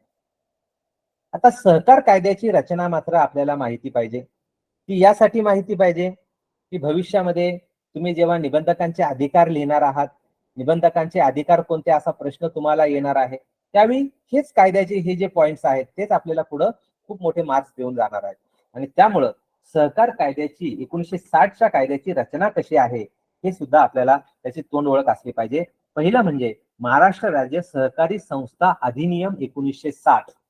हा जो अधिनियम आहे तो 26 जानेवारी 1962 रोजी अंमलात आलेला आहे. म्हणजे पहिला मुद्दा काय यामध्ये झाला की 26 जानेवारी 1962 मध्ये पहिला आपल्याला असं दिसतं की 1960चा जो कायदा आहे तो आपण 26 जानेवारी 1962 रोजी आपण अंमलात आणलेला आहे. आता या कायद्यामध्ये आपण जर म्हणाल तर सहकार कायदा 1960 या कायद्यामध्ये एकूण 14 प्रकरणं आहेत आणि या 14 प्रकरणामध्ये 162 कलम जे आहेत ती 162 कलमांचा समावेश त्यामध्ये करण्यात आलेला आहे. आता 162 कलमांमध्ये आपण जर ग्रुपिंग त्याचं केलं किंवा त्याचं एकत्रित आपण जर पाहिलं तर सगळ्यात पहिलं आणि तशीच रचना आपल्या सिलेबसची पण आपल्या अभ्यासक्रमाची पण आहे. तर सहकारी संस्थेची नोंदणी यासाठी कलम 3 ते 21 आहे. त्यानंतर सभासदांचे हक्क 22 ते 35 मध्ये आहे. संस्थेचं व्यवस्थापन 36 ते 49 मध्ये आलेलं आहे. त्यानंतर राज्याला अर्थसहाय्य म्हणजे सहकारी संस्थांना राज्याने अर्थसहाय्य करावं हे 50 ते 63 मध्ये आलेलं आहे. त्यानंतर सहकारी संस्थेना कोणता मालमत्ता निधी उभारता येईल जसं राखीव निधी, इमारत निधी, लाभांश समीकरण निधी, गुंतवणूक चढउतार निधी असे संस्थेने कोणते निधी काढावेत, भविष्य निर्वाह निधी, तर हे सगळे 64 ते 71 कलमात आलेले आहेत. त्यानंतर संस्थेचं जे व्यवस्थापन समिती आहे, संचालक मंडळ, त्यांचे अधिकार जे आहेत ते 72 ते 80 मध्ये आलेत. जसं आपण म्हणतो की 73 प्रमाणे संचालक मंडळ संयुक्तिक आणि वैयक्तिक जबाबदार आहे. 75 मध्ये आपल्याला वार्षिक सभा दिलेली आहे. 76 मध्ये आपल्याला विशेष सर्वसाधारण सभा दिलेली आहे. तर हे सगळं जे आहे हे संचालकांचे जे अधिकार आहेत, व्यवस्थापन समितीचे अधिकार 72 ते 80 मध्ये आहेत. त्यानंतर लेखापरीक्षा, चौकशी आणि निरीक्षण यासाठी 81 ते 90 मध्ये आपल्याला तरतुदी आहेत. वादाची सोडवणूक जर डिस्प्यूट झाला संचालकांमध्ये किंवा संचालक सभासदांमध्ये, सभासद सभासदांमध्ये किंवा सभासद आणि जनता, संचालक आणि जनता किंवा शासकीय यंत्रणा यामध्ये काय डिस्प्यूट झाला तर आपल्याला वादाची सोडवणूक जी आहे त्यासाठी 91 ते 101 मध्ये तरतूद करण्यात आलेली आहे. त्यामध्ये मग सहकार न्यायालय असेल किंवा इतर आपल्याला असं दिसतं 101 प्रमाणे आपण कर्ज वसुलीसाठी आपण निबंधकाकडे जातो, ह्या तरतूद त्यामध्ये आहेत. त्यानंतर लिक्विडेशनसाठी 102 ते 110 कलम आपल्याला दिलेली आहेत. त्यानंतर पुढं विमा उतरवलेली सहकारी बँक 110 कलम, आता हे फारसं काय लागू नाहीये. त्यानंतर भूविकास बँकांसाठी 111 ते 144 आहे, ते पण आता लागू नाही. सध्या त्या बँकांचं काम थोडं थांबलेलं आहे. मात्र एक नवीन आपण केलेलं आहे बिगर कृषी सहकारी पतसंस्था, ज्याला आपण नागरी पतसंस्था किंवा ग्रामीण बिगर शेती पतसंस्था यांच्यासाठी आपण स्वतंत्र एक प्रकरण 144(1) ते 144(31) मध्ये टाकलेलं आहे. त्यानंतर सहकार कायद्याप्रमाणे अपराध म्हणजे काय 146 मध्ये दिलेला आहे. 147 मध्ये त्याला शिक्षा दिलेली आहे. अपील आणि पुनर्विलोकन आणि पुनर्निरीक्षण यासाठी 149 154 आहे. त्यानंतर 154 मध्ये आपण महाराष्ट्र राज्य सहकार परिषद ही स्वतंत्र स्थापन केलेली आहे. सहकार चळवळी वाढीसाठी आणि सहकारावर नियंत्रण ठेवण्यासाठी ही परिषद आहे. त्यानंतर आपण सहकार कायद्याच्या 154 मध्ये ब1 ते ब31 154 कलम यामध्ये आपण हाऊसिंग सोसायट्या किंवा गृहनिर्माण संस्थांसाठी स्वतंत्र तरतूद करण्यात आली. आणि शेवटचा कायद्यातला जो आहे संकीर्ण त्याला आपण इतर म्हणतो किरकोळ 155 ते 168. म्हणजे सहकार कायद्यामध्ये एकूण 168 कलमांचा समावेश आहे. यानंतर आपण जर नवीन बदल त्यामध्ये पाहिले तर 97वी घटना दुरुस्ती आपण 1956 नंतर जर महत्वाचा बदल 1986 मध्ये आपण केलेला आहे. आणि त्यानंतर 97वी घटना दुरुस्ती खूप महत्वाची आहे. 2011 मध्ये भारतीय राज्यघटनेमध्ये बदल झाला. सहकार हा विषय म्हणजे राईट टू कॉपरेटिव्ह आपल्याला देण्यात आला. सहकारी संस्था स्थापन करणे हा आपला मूलभूत अधिकार आहे आणि त्यावेळेला सरकारनं सहकार्य करावं अशी तरतूद त्यामध्ये करण्यात आली. तेव्हा 97वी घटना दुरुस्ती 2011 मध्ये आहे. आणि त्यानंतर आपला सहकार कायदा आपण 2013ला 14 फेब्रुवारी 2013ला आपण बदललेला आहे. आता 97व्या घटना दुरुस्तीमध्ये महत्वाचं काय आहे तर 97व्या घटना दुरुस्तीमध्ये महत्वाचं म्हणजे आता ऍक्टिव्ह आणि नॉन ऍक्टिव्ह, सक्रिय सभासद आणि क्रियाशील सभासद आणि अक्रियाशील सभासद, तर ही नवीन संकल्पना या 2013च्या कायद्यामध्ये आहे. लेखापरीक्षणाची खूप बदल केलेले आहेत. लेखापरीक्षणाची व्यवस्था जी आहे ती संस्थेनं लेखापरीक्षक नेमायचं आहे आणि लेखापरीक्षण त्या लेखापरीक्षकांकडून करून घ्यायचं आहे. मात्र जे पॅनल आहे ते पॅनल निबंधक बनवणार आहेत आणि त्या पॅनल मधून सहकारी संस्थेनं लेखापरीक्षक योग्य तो लेखापरीक्षक नियुक्त करायचा आहे. त्याच्या निवडणुकीची बाबत मोठ्या आपल्याला शिफारशी करण्यात आल्या की निवडणुकीमध्ये सुधारणा झाली पाहिजे आणि मग आपण त्यानंतर निवडणूक प्राधिकरण जे आहे कलम 73 क ब प्रमाणे आपण स्वतंत्र प्राधिकरण हे स्थापन केलेलं आहे. त्यानंतर आरक्षणाची तरतूद 97व्या घटना दुरुस्तीमध्ये मान्य केलेली आहे. जसं की महिलांना 2 जागा आहेत, एससी किंवा एसटीला 1 जागा आहे, ओबीसीला 1 जागा आहे, एनटी साठी 1 जागा आहे आणि हे ज्या आरक्षणाच्या तरतुदी आहेत त्या या घटना दुरुस्तीमध्ये सुद्धा मान्य केलेल्या आहेत. त्यानंतर आपल्याला फेडरेशन जे आहे म्हणजेच काय की अनेक संस्थांचं मिळून एक फेडरेशन, त्या फेडरेशनला या 97व्या घटना दुरुस्तीमध्ये मोठं महत्व दिलेलं आहे. म्हणजे निबंधकाला जर एखाद्या संस्थेवर कारवाई करायची असेल, एवढं त्यामध्ये म्हटलेलं आहे की जर संस्थेवर कारवाई करायची असेल तर निबंधकांनी त्या फेडरेशनला सुद्धा त्याच्याशी समन्वय केला पाहिजे. म्हणजे फेडरेशनला आता मोठा अधिकार दिलाय की आपल्या संस्थेच्या वतीनं त्या निबंधकांना वेळच्या वेळी मार्गदर्शन करणं किंवा वेळच्या वेळी त्यांचं मार्गदर्शन घेणं हे फेडरेशनचा मोठा अधिकार आपल्याला ह्या नव्या 97व्या घटना दुरुस्तीमध्ये दिसतो. आणि महत्वाचा शब्द आलेला आहे स्वायत्तता. म्हणजेच काय ऑटोनॉमस. ऑटोनॉमस म्हणजे काय तर यापुढे सरकारचा हस्तक्षेप कमी करावा अशी जाणीवपूर्वक तरतूद जी आहे ती 97व्या घटना दुरुस्तीमध्ये 2011 मध्ये आपल्याला केल्याची दिसतं. तर इथं आपलं जे पहिलं प्रकरण आहे ते समाप्त झालेलं आहे. पहिल्या प्रकरणानंतर आपलं दुसरं प्रकरण सुरू होतंय आणि ते आहे संस्थांची नोंदणी. तर पहिल्या प्रकरणामध्ये आपल्याला काय शंका असेल तर सांगा. सहकार कायदा, सहकार चळवळीचा इतिहास, सहकार म्हणजे काय, सहकाराची व्याख्या, सहकार कायद्याचा इतिहास, रॉशवेल सोसायटी असेल, 1850 मध्ये ब्रिटन मधली संस्था असेल, 1904 चा कायदा, 1912 चा कायदा, 1956 मध्ये भाषा व प्रांत रचना, त्यानंतर 1960 मध्ये सहकार कायदा, त्यातली महत्वाची कलम, त्यानंतर 97वी घटना दुरुस्ती आणि त्यातली महत्वाची तरतुदी हे आपण घेतलं. आतापर्यंत आपण जे बोललो त्यामध्ये काही शंका आपल्याला वाटते?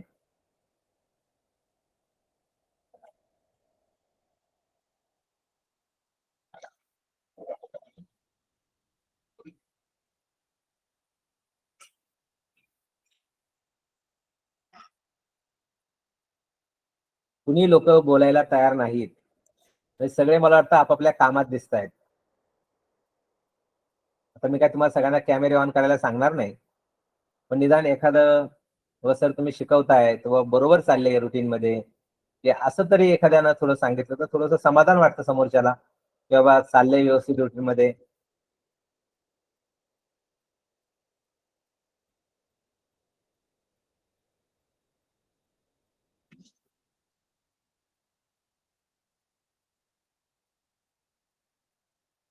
ठीक आहे, तर पुढचा आपला आहे सहकारी संस्थांची नोंदणी. हा आपला नेक्स्ट टॉपिक आहे. आता सहकारी संस्थेची नोंदणी जी आहे आणि यासाठी आपण सगळ्यात महत्वाचं म्हणजे 97व्या घटना दुरुस्तीमध्ये आपण जे 2011 मध्ये भारतीय राज्यघटनेमध्ये बदल केला आणि त्यामध्ये राईट टू कॉपरेटिव्ह असा शब्द टाकलेला आहे. म्हणजे सहकारी संस्था चालवणे हा आपला मूलभूत अधिकार आहे, तो त्यामध्ये दिलेला आहे. आणि त्यामुळं सहकारी संस्था चालवणे हा मूलभूत अधिकार हा देशानं आपल्याला दिलेला आहे. सहकारी संस्था ही आपल्याला काढता येते, ती चालवता येते, हे आपल्याला तरतूद त्यामध्ये केलेली आहे. आता सहकारी संस्थेची नोंदणी करण्यासाठीची प्रक्रिया काय आहे ही आपल्या महाराष्ट्र राज्य सहकारी संस्था अधिनियम 1960 आणि कलम 3 ते 12 मध्ये आपल्याला नोंदणी संबंधी मार्गदर्शन केलेलं आहे. आता आपण काही कलम यामध्ये पाहणार आहोत. कलम 3 जे आहे काय म्हटले पहा, कलम 3 मध्ये राज्य शासन नोंदणीसाठी निबंधकांची नियुक्ती करेल. काय म्हटले पहिला मुद्दा, राज्य शासन नोंदणीसाठी निबंधकांची नियुक्ती करेल. तर 1 मिनिटाचा आपण ब्रेक घेतोय बरं का सगळ्यांनी. 1 मिनिट मला द्या.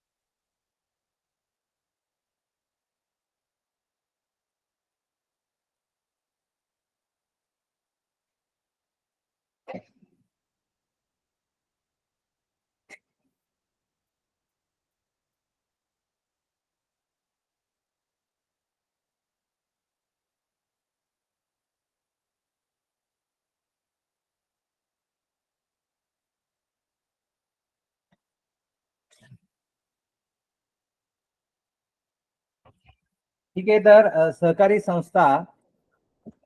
सहकारी संस्थांची नोंदणी चॅप्टर नंबर 2 प्रकरण क्रमांक 2 हे आपण आता सहकारी संस्थांच्या नोंदणी संबंधी बोलणार आहोत. तर सहकार संस्थांची नोंदणी संबंधी आपल्या सहकार कायदा 1960 या कायद्यामध्ये कलम 3 ते 12 जे आहे ते सहकारी संस्थेच्या नोंदणी संबंधी आपल्याला दिलेला आहे. आता कलम 3 मध्ये आपण पाहतो की राज्य शासन नोंदणीसाठी निबंधकांची नियुक्ती करील. काय म्हटले कलम 3 मध्ये की सहकारी संस्थांच्या नोंदणीसाठी राज्य शासन जे आहे ते निबंधकांची नियुक्ती करील. आता निबंधकांची नियुक्ती जी आहे ती जर आपण पाहिली याची रचना, तर सगळ्यात पहिलं राज्याच्या पातळीवर आपल्याला एक महत्वाचा IAS दर्जाचे अधिकारी आहे, त्याला आपण म्हणतो माननीय निबंधक सहकारी संस्था, किंवा त्याला आपण आयुक्त व निबंधक अशी दोन्ही जी पदं आहेत ती एका आपल्या याच्यामध्ये दिलेली आहेत. तर सहकारी संस्थांचे आयुक्त व निबंधक सहकारी संस्था महाराष्ट्र राज्य पुणे ही आपल्या राज्यासाठी प्रमुख पद आहे. यानंतर आपण तशाच पद्धतीनं जर यंत्रणा आपण पाहिली तर निबंधकांच्या मदतीसाठी कलम 3 मध्ये आपण पाहतो की निबंधक आणि त्यांच्या अधीन कर्मचारी किंवा अधिकारी. तर यामध्ये सगळ्यात सुरुवातीला मान्य निबंधक हे राज्यांसाठी एक आहेत, निबंधक व आयुक्त त्यांना आपण म्हणतो राज्यासाठी एक आहेत, जसे की आता कवडे साहेब आहेत आपल्याकडे. त्यानंतर या आयुक्तांच्या अधीन राहून 2 आपण सहनिबंधक दिलेले आहेत. आता सहनिबंधक याचा अर्थ इतरही आपण काही मुख्यालयासाठी वेगळा दिला असेल, पण प्रशासन आणि लेखापरीक्षण असे 2 भाग आपण यामध्ये केलेले आहेत. आता सहनिबंधक प्रशासन आणि सहनिबंधक लेखापरीक्षण त्याला आपण म्हणतो की ऍडिशनल रजिस्ट्रार ही पोस्ट आपण त्यामध्ये केलेली आहे. आता ऍडिशनल रजिस्ट्रार यांच्या नंतर आपण मुख्यालयामध्ये वेगळ्या जरी पद काढलेले असतील की जॉईंट रजिस्ट्रार बँकिंग किंवा जॉईंट रजिस्ट्रार नागरी बँकांसाठी वेगळा असेल, मात्र मुख्य जर आपण रचना पाहिली तर सगळ्यात सुरुवातीला आयुक्त व निबंधक, त्यानंतर त्यांच्या मदतीसाठी सहनिबंधक त्याला आपण म्हणतो की ऍडिशनल रजिस्ट्रार, आणि ऍडिशनल अतिरिक्त निबंधक त्याला आपण म्हणतो सहनिबंधक म्हणजे. त्यानंतर मग ऍडिशनल रजिस्ट्रार असतील.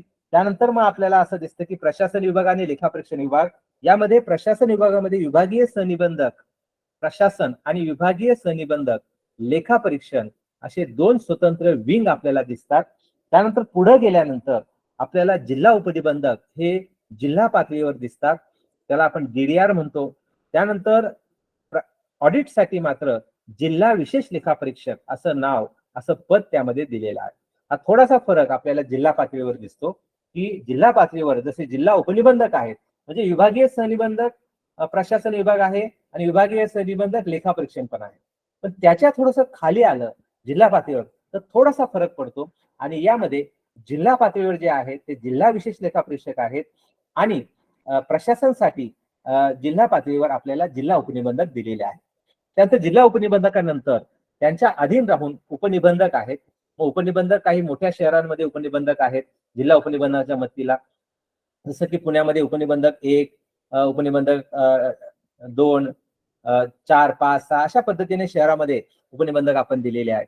त्यानंतर तालुक्याच्या ठिकाणी आपल्याकडे तालुक्याच्या ठिकाणी आपल्याला सहाय्यक निबंधक दिसतात, त्याला आपण असिस्टंट रजिस्ट्रार म्हणतो. तशाच पद्धतीनं जिल्हा विशेष लेखापरीक्षक यांच्या अधीन आपल्याला लेखापरीक्षक वर्ग 1, लेखापरीक्षक वर्ग 2, त्यानंतर मग सहकार ज्याला आपण म्हणतो की लेखापरीक्षक श्रेणी 2, उपलेखापरीक्षक अशी आपल्याला लेखापरीक्षण विभागातली रचना दिसते. तर इकडं जर आपण नोंदणीच्या बाबतीत प्रशासन विभागाकडे जर आपण गेलात तर इथं आपल्याला सहाय्यक निबंधक आहेत, सहकार अधिकारी श्रेणी 1 आहेत, श्रेणी 2 आहेत आणि शेवटची जी सहाय्यक सहकार अधिकारी अशी यंत्रणा आपल्याला सहकार खात्याची दिसते. आणि त्यामुळं निबंधक व त्यांनी नियुक्त केलेले अधिकारी हे आपल्याला कलम 3 प्रमाणे नोंदणीसाठी उपलब्ध आहे. यानंतर पुढचं जे कलम आहे ते कलम आहे की निबंधकांचे नोंदणीचे अधिकार. म्हणजे कलम 4 आपल्याला असं सांगतं की निबंधकांना सहकारी संस्था नोंदणीचे अधिकार आहेत. पण नोंदणीचे अधिकार बजावत असताना कायद्यामध्ये स्पष्ट सांगितलेलं आहे की जेव्हा आपण एखाद्या सहकारी संस्थेची नोंदणी करत असता तेव्हा कोणत्या कोणत्या गोष्टी आपण पाहिल्या पाहिजेत. हे कलम 4 मध्ये बंधन जे म्हणतो ते बंधन निबंधकांना सुद्धा टाकण्यात आलेलं आहे. त्यामुळे पहिली गोष्ट त्यामध्ये आहे की कलम 4 कशा संबंधी आहे, तर सहकारी संस्था नोंदणी करत असताना साधारणपणे कोणत्या अटी ज्या आहेत त्या अटींचं पालन हे निबंधकानं केलं पाहिजे. पहिली गोष्ट म्हणजे सहकारी संस्थाची नोंदणी करताना ती संस्था जी आहे ती संस्था ही सहकारी तत्वांचं पालन ती करते किंवा कसे याची पाहणी यामध्ये केली जाणार आहे. आता सहकारी तत्वांप्रमाणे सहकारी संस्था नोंदली जाते काय, म्हणजे नोंदणी करताना त्या सहकारी संस्थेचा उद्देश हा सहकारी संस्था सहकारी तत्वांना पूरक असा आहे का. पूरक म्हणजे काय, आता इथं सहकार्याची तत्व काय आहेत ते सुद्धा आपल्याला माहिती असण्याची गरज आहे. त्यामुळे त्यासाठी आपण इंटरनॅशनल कोऑपरेटिव्ह अलायन्स म्हणजेच काय, आंतरराष्ट्रीय सहकार परिषद ही जी जगाच्या पातळीवर एक स्वतंत्र संघटना आहे आणि त्यांनी 1995 मध्ये ICA त्याला आपण म्हणतो इंटरनॅशनल कोऑपरेटिव्ह अलायन्स, त्यांनी 1995 मध्ये आपल्याला 7 प्रकारची सहकार्याची तत्व दिलेली आहेत. त्यामध्ये पहिलं तत्व आहे ऐच्छिक व खुले सभासदत्व. म्हणजे सहकारी संस्थेमध्ये आपल्याला सर्वांना सामावून घ्यायचं आहे, त्यामध्ये कुठलाही भेदाभेद करायचा नाहीये, सर्वांना सभासदत्व खुलं आहे. त्यानंतर लोकशाही नियंत्रण असा शब्द वापरलेला आहे, म्हणजे आपण लोकांच्या हितासाठी लोकांकडून चालवलेलं अशा पद्धतीचं लोकशाही नियंत्रण म्हणजे सभासदांचं नियंत्रण जे आहे ते त्यामध्ये. आणि आपण पाहतो की वार्षिक सभा ही सर्वोच्च सभा असते, त्यामध्ये आपली मतं आपल्याला मांडता येतात. त्यानंतर तिसरा जो आहे सदस्यांचा आर्थिक सहभाग, म्हणजे इथं आपल्याला एक महत्वाचा मुद्दा आहे की सभासदांनी त्यांचा निधी जो आहे त्यांचा पैसा जो आहे तो संस्थेमध्ये गुंतवला पाहिजे किंवा संस्थेतून कर्ज घेतलं पाहिजे, संस्थेमध्ये ठेवी ठेवल्या पाहिजेत, संस्थेमध्ये शेअर्स ठेवले पाहिजेत. तर आर्थिक सहभाग हा त्या दृष्टिकोनातून एक तत्व आहे. त्यानंतर चौथं तत्व आहे स्वायत्तता आणि स्वतंत्रता. याचा अर्थ 1991 मध्ये आपण जागतिकीकरण स्वीकारलेलं आहे, खाजगीकरण स्वीकारलं आणि याला अनुसरून खाऊजा धोरण जे आहे ज्याला आपण म्हणतो की खाजगीकरण आणि जागतिकीकरण आणि या उदारीकरण या धोरणाला अनुसरून आपण काय केलं, तर आता आपण आपली आर्थिक व्यवस्था सुद्धा बदलली देशाची. आणि त्यामध्ये मुद्दाम आपण शब्द टाकला की आपण स्वायत्तता आणि स्वतंत्रता. म्हणजे स्वायत्तता याचा अर्थ ॲटोनॉमस. ॲटोनॉमस याचा अर्थ काय, तर सहकारी संस्था यामध्ये शासनाचा कमीत कमी हस्तक्षेप असला पाहिजे आणि सहकारी संस्था ज्या आहेत त्यांचं धोरण हे स्वतःहून ठरवू शकतात आणि त्यामुळं त्या स्वायत्त आहेत, त्या ॲटोनॉमस आहेत, हा त्याचा अर्थ आहे. त्यानंतर स्वतंत्रता हा शब्द पण आलेला आहे की ते आता स्वतंत्र आहे, त्यांचं धोरण ते स्वतंत्रपणे आखू शकतात. त्यानंतर 5व्या मुद्द्यामध्ये शिक्षण, प्रशिक्षण आणि माहिती हे तत्व दिलेलं आहे. म्हणजेच काय की सहकार शिक्षणाला खूप महत्व आहे. आजही आपण कलम 24A मध्ये बदल केलेला आहे आणि मग सभासदांना प्रशिक्षण आहे, संचालकांना प्रशिक्षण आहे, सेवकांना प्रशिक्षण आपण कंपल्सरी केलेलं आहे, बंधनकारक केलेलं आहे. आणि त्यामुळं आपल्याला असं दिसतं की शिक्षण, प्रशिक्षण आता आपण जे घेतो ते प्रशिक्षण म्हणजे काय की प्रत्यक्ष आपल्याला कामामध्ये हे उपयोगी पडावं, याला आपण प्रशिक्षण म्हणतो, व्यवहारामध्ये उपयोगी पडावं. आणि त्यामुळे शिक्षण आणि प्रशिक्षण आणि माहिती तंत्रज्ञान याचा विकास आपण केला पाहिजे.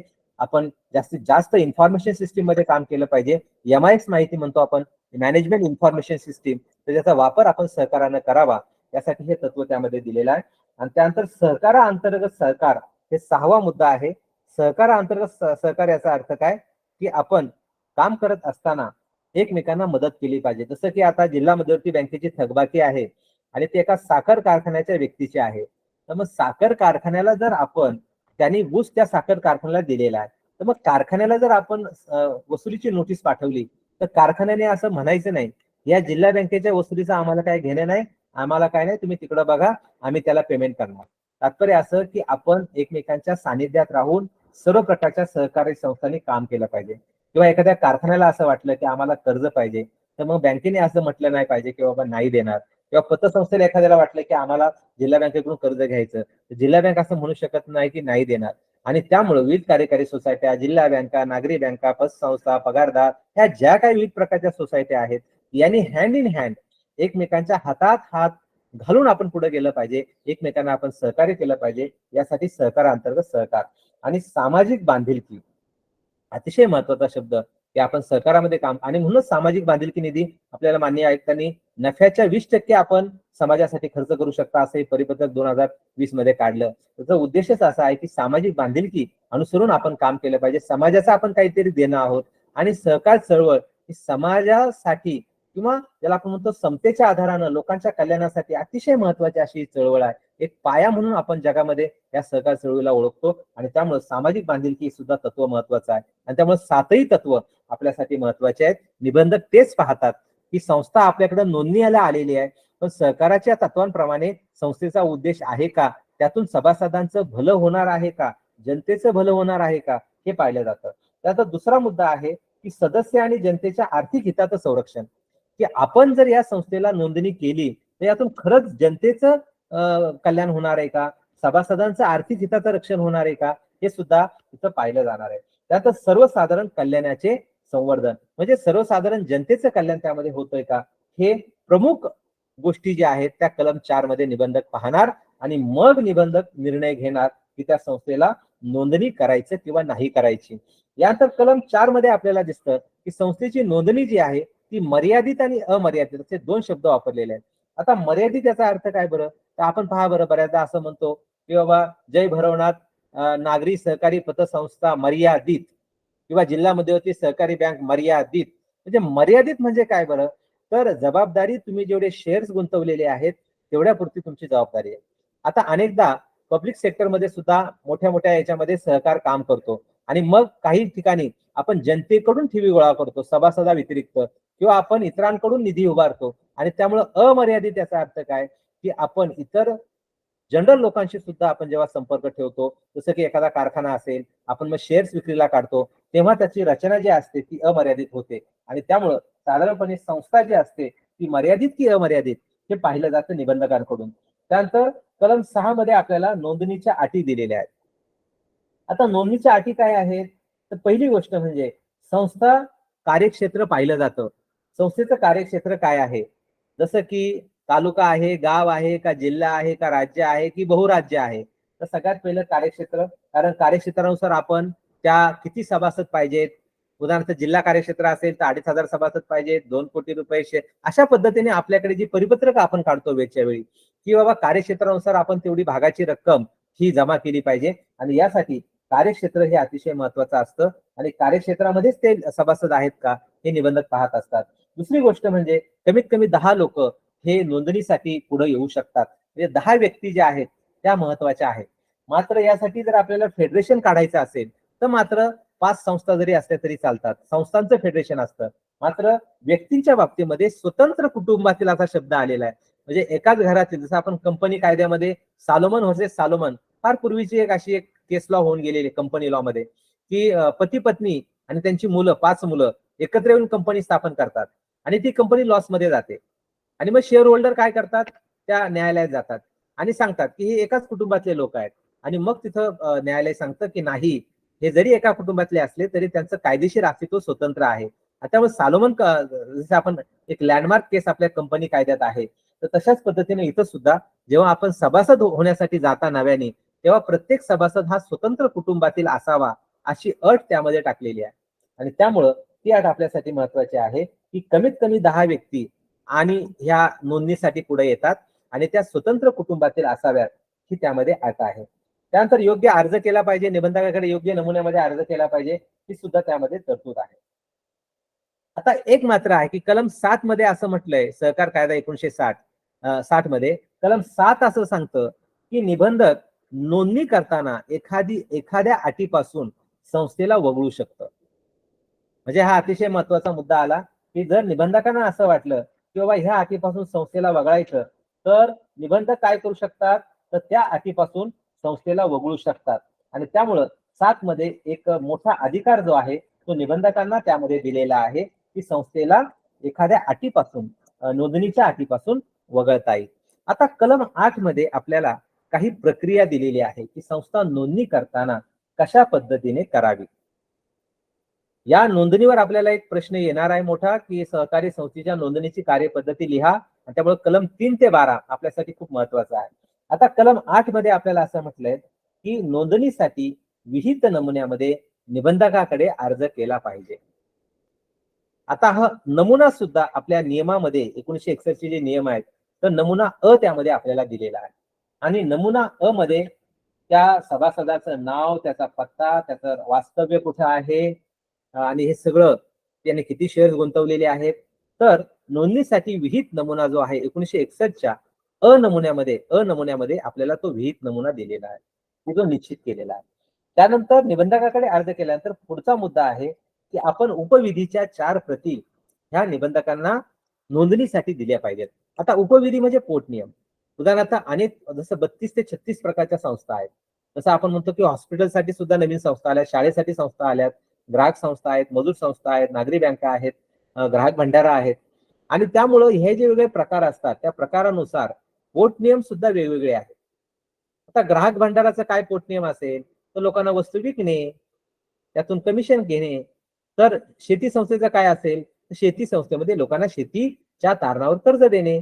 किंवा ग्रामीण बिगर शेतीचं काय असेल, तर लोकांच्या ठेवी घेणे आणि लोकांना कर्ज देणे. म्हणजे प्रत्येक बाबतीमध्ये आपल्याला उपविधी किंवा पोटनियम किंवा बायलॉज हा ठरलेला आहे.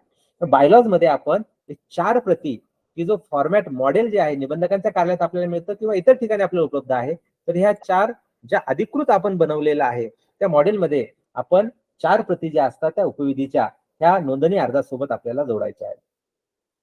यानंतर हा अर्ज करत असताना आपल्याला ठराविक फी सुद्धा ठरवलेली आहे. जसं की हाऊसिंग सोसायटी असेल तर 2,500 रुपये आहे किंवा तेच आपली शेती संस्था असेल तर 500 रुपये आहे.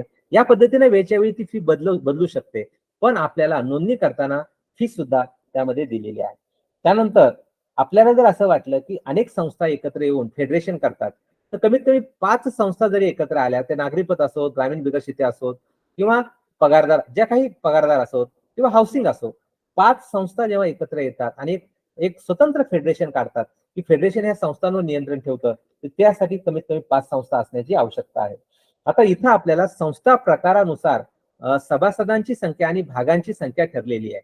उदाहरणार्थ आपण जर कधी शहरामध्ये गेलात, की सर आम्हाला जिल्हा स्तरावर संस्था काढायची आहे, तर आपल्याला ते सांगतात की बाबा 2,500 सभासद पाहिजेत, 4,000 सभासद पाहिजेत, 2 कोटी रुपये तुमचं वसूल भाग भांडवल पाहिजे. आणि त्यामुळं संस्थेच्या प्रकारानुसार किती भाग धारण एका सभासदानं करावेत आणि जास्तीत जास्त किती शेअर्स आपल्याकडे असावेत, ही मर्यादा जी असते ती निबंधक वेळच्या वेळी आपल्याला ठरवून देतात.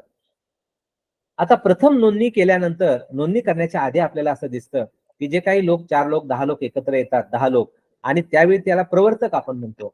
आणि मग ती संस्था नियोजित असते. नियोजित म्हणजे काय, की अजून त्याची नोंदणी झालेली नसते.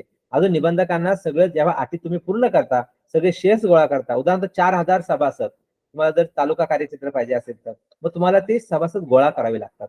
मग अटी पूर्ण होईपर्यंत आपण संस्थेला नियोजित म्हटलं जातं. आणि नियोजितचं खातं उघडण्यासाठी आपल्याला निबंधक परवानगी देतात आणि त्यामध्ये असं लिहितात की मला प्राप्त अधिकारानुसार मी या संस्थेला ह्या जिल्हा मध्यवर्ती बँकेच्या अशा खात्यामध्ये संस्थेचे खाते उघडण्यास, चालू ठेव खाते उघडण्यास परवानगी देत आहे. आता इथं काय करायचं असतं माहिती का, फक्त जे शेअरची रक्कम जमा होते ती इथं आपल्याला गुंतवायची असते किंवा त्या चालू ठेव खात्यामध्ये ठेवायची असते. आपल्याला पैसे काढायला परवानगी नसते. फक्त शेअरची रक्कम भरण्यासाठी आपल्याला निबंधक ती परवानगी देतात. आणि एकदा समजा आपल्याला सांगितलं किंवा जिल्हा कार्यक्षेत्र आहे, मग 4,000 सभासद आणि 2 कोटी रुपये शेअर्स. मग ते शेअर्स गोळा केल्यानंतर आपण पुन्हा एकदा निबंधकांना अर्ज करतो की तुम्ही ज्या नोंदणीच्या अटी सांगितलेल्या आहेत त्या अटींची आम्ही पूर्तता केलेली आहे. एवढे सभासद आपल्या नियमाप्रमाणे झालेत आणि एवढं भाग भांडवल आम्ही गोळा केले. आता आम्हाला नोंदणीला परवानगी द्यावी. तर हे पूर्ण झाल्यानंतर आपल्याला निबंधक जे आहेत ते परवानगी देतात. आणि यासाठी नोंदणीची प्रक्रिया जी आहे ती कलम 9 मध्ये आपल्याला दिलेली आहे. आता निबंधक सगळ्यात पहिले हे पाहतात की जो प्रस्ताव आलेला आहे त्यामध्ये कायदा, नियम आणि पोटनियम याचं कुठं उल्लंघन नाही, हे सगळ्यात पहिलं पाहिलं जातं. कारण शेवटी कायदा, नियम आणि पोटनियम आणि जनतेचं हित हे आपल्यासाठी खूप महत्वाचं असेल आणि ते हित साधलं गेलं तर खऱ्या अर्थानं त्या संस्था चालवता येणं योग्य आहे. आणि त्यामुळं ते आपल्याला पाहिलं जातं की संस्थेनं कायदा, नियमाचं आणि पोटनियमाचं पालन केलेलं आहे का. दुसरा मुद्दा, निबंधक खात्री करतात. कशाची खात्री करतात, की कार्यक्षेत्र बरोबर आहे, कार्यक्षेत्राप्रमाणे सभासद आहेत, त्यांचे पत्ते त्या कार्यक्षेत्रातले आहेत, त्यानंतर किमान 1 शेअर किंवा जास्तीत जास्त समजा आपल्याकडे विविध कार्यकारी असेल तर 20,000 रुपये मर्यादा आहे. तीच जर नागरी पतसंस्था किंवा ग्रामीण बिगर शेती असेल तर 2 लाखाची मर्यादा आहे. तेच जर आपण एखादी नागरी बँक काढायची असेल तर 5 लाखाची मर्यादा आहे. म्हणजे शेअरची मर्यादा पाळली का, सभासदांची खात्री केली जाते, ते कार्यक्षेत्रामधील आहेत, त्यांचं नाव पत्ता याची खात्री केली जाते, त्यांचा उद्देश बरोबर आहे का, सहकारी संस्थेचा काय उद्देश आहे हे सुद्धा पाहिलं जातं. आणि त्यानंतर आपल्याला असं दिसतं की 2 महिन्यांच्या आत हा नवीन बदल झालेले आहेत आपल्याकडं सहकार कायद्यात. आणि निबंधकाला एक बंधन ठेवलेलं आहे की एखादा सहकारी संस्थेचा प्रस्ताव आल्यानंतर त्याच्यामध्ये जी काही त्रुटी आहे ती त्रुटी एकदा पूर्ण झाली की पुढचा मुद्दा आहे की त्या निबंधकानं 2 महिन्याच्या आत त्या संस्थेची नोंदणी केलीच पाहिजे, ही सक्ती निबंधकावर ठेवलेली आहे. आता समजा मात्र त्यामध्ये हे पण आहे की या 2 महिन्यामध्ये जर निबंधकांना त्या संस्थेची नोंदणी करणं शक्य नसेल, मग त्यामध्ये त्यांना असं वाटतं की संस्थेचा उद्देश चुकीचा आहे, सभासदच बरोबर नाहीयेत, कार्यक्षेत्राबाहेरचे सभासद आहेत, तर त्यांना जे वाटेल ते. मग अशा पद्धतीने जर 2 महिन्याच्या आत ती संस्था नोंदणी होऊ शकत नसेल, तर वरिष्ठ कार्यालयाकडे निबंधक 15 दिवसाच्या आत प्रस्ताव सादर करतील. आता प्रस्ताव सादर करणे म्हणजे काय बरं? तर सगळ्यात पहिले 2 महिने त्यांना दिलेत त्या निबंधकांना. समजा त्यांना शक्य नसेल तर त्यांनी वरिष्ठ कार्यालयाकडे 15 दिवसाच्या आत प्रस्ताव सादर केला पाहिजे. आता वरिष्ठ कार्यालय पण काही वर्षभर मुदत दिलेली नाहीये. तर वरिष्ठ कार्यालयात सुद्धा प्रस्ताव आल्यानंतर 2 महिन्याच्या आत निर्णय घ्यायचा आहे आणि जर नाही निर्णय होऊ शकला तर पुढच्या वरिष्ठांकडे तो पाठवायचा आहे. म्हणजे मग असे वरिष्ठ किती आहेत? तर सहकार राज्यमंत्री जे असतात, प्रत्येक राज्याला असे जे मंत्री, कॅबिनेट आणि राज्यमंत्री, राज्यमंत्री ही शेवटची अथॉरिटी आहे की सहकार खात्याच्या वतीनं जे काही वादाचं सोडवणूक करणे हे आपल्याला राज्यमंत्र्यापर्यंत आपल्याला तो प्रस्ताव नेता येतो. आता इथं आपण निबंधक जे असतात ते कलम 9 प्रमाणे सही शिक्क्यानेशी एक प्रमाणपत्र संस्थेला देतात आणि मग हे प्रमाणपत्र मिळालं की ते संस्थेसाठी एक अंतिम पुरावा आहे, एक निर्णायक पुरावा आहे, असं कलम 10 म्हणतं. म्हणजे कलम 10 असं सांगतं की जेव्हा एखाद्या सहकारी संस्थेला त्यांचं नोंदणी प्रमाणपत्र मिळतं, म्हणजे हे प्रमाणपत्र एक अंतिम आणि निर्णायक पुरावा आहे. ते प्रमाणपत्र एखाद्या कोर्टामध्ये सादर केलं जाईल किंवा कोणत्या वादामध्ये अथॉरिटीला सादर केलं जाईल, म्हणजे हा अंतिम पुरावा आहे असं कलम 10 मध्ये सांगितलेलं आहे. तर कलम 11 मध्ये असं म्हटलेलं आहे की एखादा विवक्षित प्रश्न निर्माण झाला. विवक्षित प्रश्न म्हणजे काय बरं? तर एखाद्या व्यक्तीला सभासद करायचं किंवा नाही, असा काय प्रश्न आहे? उदाहरण समजा आपण विविध कार्यकारी सोसायटीमध्ये गेला, तर विविध कार्यकारी सोसायटीमध्ये जर सभासद व्हायचं असेल तर 10 गुंठे क्षेत्र आवश्यक आहे. आता असा प्रश्न निर्माण झाला की त्याच्याकडे तेवढे क्षेत्र नाहीये, मग 9.5च आहे आणि मग एवढं एवढं कमी आहे, 10 फूट कमी आहे, 25 फूट कमी आहे, 9.5च आहे, कायद्याप्रमाणे 10च पाहिजे. तर अशा वेळी कुठलाही प्रश्न निर्माण होतो किंवा एखादा व्यक्ती हा पगारदार नागरिकपद किंवा आपल्याकडे एक अशी संस्था बारामती तालुक्यात आहे की पगारदार पतसंस्था आहे, पण त्यांनी जनरल लोकांकडून ठेवी गोळा केलेल्या आहेत, की जे शिक्षक नाहीयेत पण ठेवी गोळा करताना इतरांकडून केलेल्या आहेत. किंवा मावळ तालुक्यामध्ये पण आपल्याला अशी एक शिक्षक पतसंस्था दिसते की त्यांनी काय केलंय की इतर लोकांच्या, साधारण लोकांच्या ठेवी घेतल्यात, म्हणजे शिक्षकांच्या नाही तर इतर लोकांच्या. मग हे काय झालं? हे पूर्ण त्यामध्ये बदल करण्यात आला. तर असा कुठलाही विवक्षित प्रश्न असेल, कोणता प्रश्न असेल की एखाद्या व्यक्तीला सभासद करायचे किंवा नाही, किंवा त्याच्याबद्दल काही वाद निर्माण झाला, तर कलम 11 असं सांगतं की या निर्णयावर अंतिम निर्णय जो आहे तो निबंधक हा घेणार आहेत आणि त्यांचा निर्णय जो आहे तो त्यामध्ये अंतिम असणार आहे.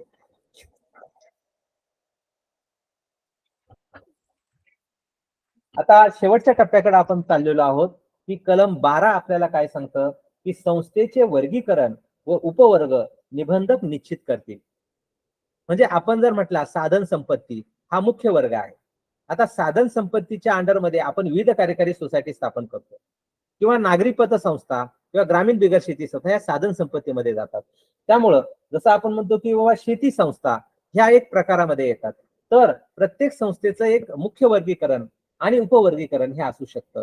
आणि उदाहरणार्थ आपण म्हटलं की एखादा हॉस्पिटल आपण सुरू केलं सहकारी तत्वावर, तर ते मुख्य वर्गीकरण सेवा संस्थेमध्ये जाईल आणि उपवर्गीकरण हॉस्पिटल होईल.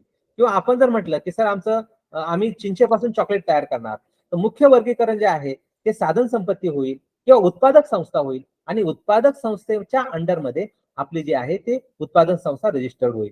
तर हे निर्णय जे आहेत ते कलम 12 प्रमाणे निबंधक आपल्याला घेताना दिसतात. आणि त्यानुसार जर आपण पाहिलं की आपल्याला या नोंदणीबाबत काही आक्षेप असेल किंवा आपल्याला असं वाटलं की नोंदणी करताना निबंधकांनी आमच्या बरोबर न्यायाने वागलेले नाहीयेत किंवा आमच्यावर अन्याय झालेला आहे, तर इथं आपल्याला असं दिसतं की कलम 152 नुसार जर आपल्याला असं वाटलं की नोंदणीच्या वर्गीकरणाबाबत आपल्याला एक अन्याय झालेला आहे, तर आपण कलम 152 प्रमाणे नोंदणीचा कोणताही विषय जरी असला तरी 152 प्रमाणे आपण अपील करू शकता आणि ती अपिलाची वरिष्ठांकडे अपील करण्याची जी तरतूद आहे ती 152 मध्ये आपल्याला दिलेली आहे. म्हणजे एकंदरीत आज जे आपण आहे 2 महत्वाची प्रकरणं आपण पाहिलेली आहेत. म्हणजे पुढं परवा म्हणजे उद्या नाही पण परवा जे आपलं लेक्चर होईल 3 ते 5 मध्ये, यामध्ये आपल्याला उपविधी हा जो आहे पोटनियम किंवा मग पुढे जे काय आपल्याला जसं की अनुक्रमणिकेमध्ये जर आपण म्हणाल तर अनुक्रमणिकेमध्ये पहा आपल्याला उपविधी किंवा पोटनियम असा शब्द वापरलाय आणि त्यानंतर आपल्याला एकत्रीकरण, मालमत्तेचे एकत्रीकरण, दायित्व हस्तांतरण आणि मग सभासदांचे हक्क, कर्तव्य. तर अशा पद्धतीने आपल्याला जरी आज आपले फक्त 2च चॅप्टर झालेले असले तरी आपण सुरुवातीच्या पाऊण तासामध्ये किंवा अर्ध्या तासामध्ये सगळ्यात महत्वाचं म्हणजे आपल्याला जे काही सिलेबस किंवा अभ्यासक्रम आहे तो संपूर्ण अभ्यासक्रम आणि सगळे ते चॅप्टर 22 ते 23 चॅप्टर आपण सुरुवातीला मुद्दाम घेतले 22 चॅप्टर, की जेणेकरून तुम्हाला जो काही हा विषय तुम्हाला हाताळायचा आहे या विषयामध्ये तुम्हाला थोडीशी माहिती व्हावी. तर शेवटच्या 1-2 मिनिटांमध्ये आपण पूर्ण आढावा घेऊ आणि त्या आढाव्याप्रमाणे आपल्याला मात्र एक आहे की तुम्हाला जर असं वाटलं काही शंका असेल तर विचारू शकता. म्हणजे आढाव्यापेक्षा तुम्हाला आता जे काही आपण घेतलं त्यामध्ये काही शंका आहे का? काही शंका वाटते?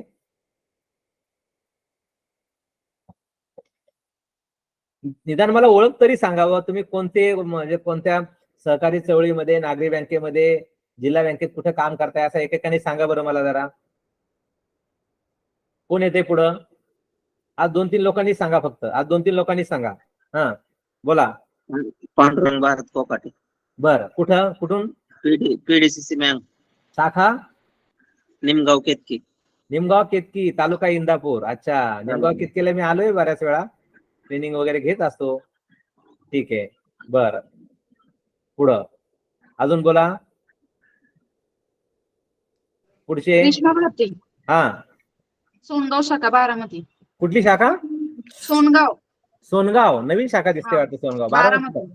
हा, अच्छा, बारामतीकडे कुठं आली ती? डोरलेवाडी वगैरे त्या रूटला. डोरलेवाडी. हा, डोरलेवाडी जुनी शाखा आहे, सोनगाव नवीन आहे. हा, ठीक आहे. तर जिल्हा बँकेमध्ये मी सहकार खात्यामध्ये 13 वर्ष जिल्हा बँकेत ऑडिट केलंय.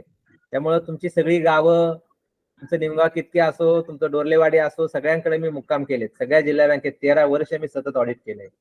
ठीक आहे. अजून ध्यान असू दे साहेब आमच्याकडून, हा, लक्ष असू दे आमच्याकडून. हा, लक्ष तुमच्याकडे आहे आणि नोट सुद्धा आम्ही आता लक्ष काय सांगायचं. माझी पत्नी जी आहे ती जिल्हा मध्यवर्ती बँकेतली आहे बाबांनो. ती इथं पिंपरी याचे शाखेला ब्रँच मॅनेजर आहे. कुठली शाखा? पिंपरीचं आपल्याकडे याचे शाखा आहे, पिंपरी याचे. हा, पिंपरीमध्ये 2 आहेत. पिंपरी पुणे मुंबई रस्ता, पिंपरी याचे पुण्यामधलं, पिंपरी चिंचवडचं. तिथं ती ब्रँच branch मॅनेजर का? ठीक आहे. हा, बरं. अजून काय, अजून कोण येत आहे बोला पुढं. ठीक आहे, आपण शेवटचा आढावा घेऊयात. आपण पहिल्या मुद्द्यामध्ये सांगितलं की सहकार म्हणजे काय. त्यामध्ये आपण कलवट साहेबांची व्याख्या, जे त्यावेळेचे पंजाब हरियाणाचे एक रजिस्ट्रार होते, सहकारामध्ये 2 शब्द त्यांनी मांडले की समतेच्या आधारावर आणि मानवतेच्या दृष्टिकोनातून. म्हणजे सहकारामध्ये 2 शब्द अतिशय जपायचे. समतेने वागायचं, कुठल्या प्रकारे भेदाभेद करायचा नाही, समतेच्या आधारावर आणि मानवतेने आपण वागायचं. Give respect and take respect हा सहकारातला मुख्य धर्म आहे. त्यानंतर सहकारामध्ये आपण एकत्र येतो. आपल्या आर्थिक, सामाजिक आणि सांस्कृतिक हे 3 शब्द आलेले आहेत. म्हणजे आता फक्त आर्थिक म्हणून सहकार नाहीये, तर आर्थिक, सामाजिक आणि सांस्कृतिक या 3 गोष्टींच्या भल्यासाठी आपण काम करतो. त्यानंतर पहिली आपल्या जगातली जी संस्था आहे ती 1844 मध्ये, त्याचं नाव आहे रॉशडेल सोसायटी ऑफ इक्विटेबल पायनियर्स. त्यानंतर 1852 मध्ये आपल्याला ब्रिटनमध्ये असं दिसतं की औद्योगिक भविष्य निर्वाह निधी कायदा बनवलेला आहे. त्यानंतर आपण यामध्ये पाहिलं की 1904 मध्ये पहिला कायदा आला, त्यामध्ये सुद्धा 10 व्यक्ती सभासद होत्या. निबंधकाचा रोल अतिशय महत्वाचा होता संस्थेच्या मार्गदर्शनासाठी. मात्र यामध्ये एक शेती आणि बिगर शेती, जसं आपण ग्रामीण आणि शहरी अशा पद्धतीनं यामध्ये शेती सभासदांसाठी 80% शेतकरी असावेत अशी तरतूद करण्यात आलेली होती. एक अतिशय अवघड मुद्दा होता की नफा झाला तर तो सगळ्या राखीव निधीला वर्ग करायचा आणि अतिशय जाचक मुद्दा होता की संस्थांना लाभांश देता येणार नाही. तर यामध्ये ह्या त्रुटी आपण निस्तारल्या आणि 1912 मध्ये आपण आपला कायदा बनवला की तो आजही आपल्या कायद्याचा पाया आहे. त्यामध्ये अतिशय महत्वाची तरतूद आपण केली. 25% राखीव निधी, फेडरेशनची तरतूद केलेली आहे आपण, विलिनीकरण किंवा एक मत, एक संस्था एक मत, हे सगळं आपण त्यामध्ये केलेलं आहे. यानंतर 1956 मध्ये भाषावर प्रांत रचना झाली आणि 1956 मध्ये एस.टी. राजा यांच्या नियंत्रणाखाली आपण आपला एक स्वतंत्र कायद्याचा ड्राफ्ट बनवला आणि देशामध्ये पहिला कायदा जो आहे तो आपल्या महाराष्ट्र सरकारनं 1925 मध्ये बनवलेला दिसतो. आणि त्यानंतर आपण मोठे बदल केले आणि आता जो कायदा आहे तो 1960 चा कायदा आहे आणि यामध्ये एक परिपूर्ण कायदा म्हणून आपल्याला म्हणता येईल. आणि तशाच पद्धतीने या कायद्यामध्ये आपल्याला जे बदल झाले त्यामध्ये 97वी घटना दुरुस्ती आपण केली आणि या 97व्या घटना दुरुस्तीमध्ये राज्यघटनेत बदल झाले आणि फार मोठे अधिकार जे आहेत ते या सर्वसामान्य लोकांना आले की ज्यामध्ये प्रशिक्षण महत्वाचं मानलं. मग ते सेवकांना असो, आज जे आपण प्रशिक्षण घेतो कलम 24 प्रमाणे सेवकांना प्रशिक्षण आहे, संचालकांना सुद्धा प्रशिक्षण आहे आणि सभासदांना सुद्धा प्रशिक्षण कलम 24 मध्ये दिलेलं आहे. याच पद्धतीनं सक्रिय सभासद, ऍक्टिव्ह आणि नॉन ऍक्टिव्ह अशी सुद्धा संकल्पना यामध्ये पुढे आली की एखादा सभासद वार्षिक सभेला सलग 5 वर्ष आला नाही तर त्याला सभासदाची हकालपट्टी सुद्धा होऊ शकते किंवा जो सभासद असेल एखाद्या बँकेमध्ये किंवा पतसंस्थेमध्ये तर त्यांनी ठेव तरी ठेवली पाहिजे किंवा कर्ज तरी घेतलं पाहिजे. या तरतुदी यामध्ये केलेल्या दिसतात. लेखापरीक्षणाबाबत पूर्ण एक विस्तारानं, पूर्ण असं एक ज्याला आपण म्हणतो की व्यापक अशा पद्धतीने निर्णय घेण्यात आला आणि सहकारी संस्थेनंच त्यांचे लेखापरीक्षक ठरवावेत. मग ती नागरी बँक असो, जिल्हा बँक असो किंवा कारखाना असो किंवा पतसंस्था असो, तुम्ही तुमचे लेखापरीक्षक ठरवा आणि वार्षिक सभेमध्ये त्या लेखापरीक्षकाचं नाव येणार आहे, त्याचं नाव काय आहे, त्याचा अनुभव काय आहे, त्याची पात्रता काय आहे, त्याची चर्चा होणार आहे आणि मग लेखापरीक्षक जे आहेत ते आपण नियुक्त करणार आहात. त्यानंतर फेडरेशनला मोठे अधिकार देण्यात आले. म्हणजे बऱ्याचदा संस्थेवर निबंधक डायरेक्ट कारवाई करायचे, तर यापुढे सहकारी संस्थांचं फेडरेशन असेल. म्हणजे 5 संस्था एकत्र येऊन कोणत्याही प्रकारच्या मजूर असोत, नागरी बँका असोत, जिल्हा बँका असोत, त्यांचं स्वतंत्र फेडरेशन करतील आणि मग अशी जर कारवाई निबंधकांना करायची असेल तर फेडरेशनला त्यामध्ये विचारात घ्यावं लागेल, त्यांच्याशी समन्वय साधावा लागेल. म्हणजे डायरेक्ट कारवाई करण्यापेक्षा आपल्याला फेडरेशन ही महत्वाची संकल्पना जी आहे ती आपल्याला असं दिसतं की घटना दुरुस्तीनंतर झालेली आहे. त्यानंतर संस्था या स्वायत्त झालेल्या आहेत. निवडणुकीसाठी आपण स्वतंत्र 73 क ब प्रमाणे एक प्राधिकरण बनवलंय, महाराष्ट्र राज्य सहकारी संस्था निवडणूक प्राधिकरण. याचबरोबर आरक्षणाची तरतूद आपण कायम ठेवली आणि आपण नागरी पतसंस्थांसाठी किंवा ग्रामीण बिगर शेती पतसंस्थांसाठी सहकार कायद्याच्या 144 कलमामध्ये बदल केला आणि 2 अ ते 31 अ यामध्ये आपण बिगर कृषी सहकारी पतसंस्था नियामक मंडळ हे फक्त नागरी पतसंस्था आणि ग्रामीण बिगर शेती पतसंस्थांसाठी आपण स्थापन केलं. आणि त्याच पद्धतीनं आपण 154 ब यामध्ये 1 ते 31 मध्ये गृहनिर्माण संस्था ज्याला आपण म्हणतो हाऊसिंग सोसायट्या, तर हाऊसिंग सोसायट्यांसाठी सुद्धा आपण स्वतंत्र प्रकरण जोडलं आणि जेणेकरून नागरी पतसंस्था आणि ग्रामीण बिगर शेती किंवा नागरी पतसंस्था, ग्रामीण बिगर शेती आणि हाऊसिंग यांचं एक म्हणणं होतं की आम्हाला स्वतंत्रपणे सहकार कायद्यामध्ये काही नाहीये, तर आपण त्यामध्ये ती तरतूद करण्यात आली. आणि शेवटी आपल्याकडे सहकारी पतसंरचना अशी व्याख्या देण्यात आलेली आहे आणि पतसंरचनेमध्ये विविध कार्यकारी सोसायटी, जिल्हा मध्यवर्ती बँक आणि राज्य सहकारी बँक यांना स्वायत्तता किंवा बऱ्याच प्रमाणामध्ये CRR, cash reserve ratio, SLR यामध्ये सूट देण्यात आलेली आहे.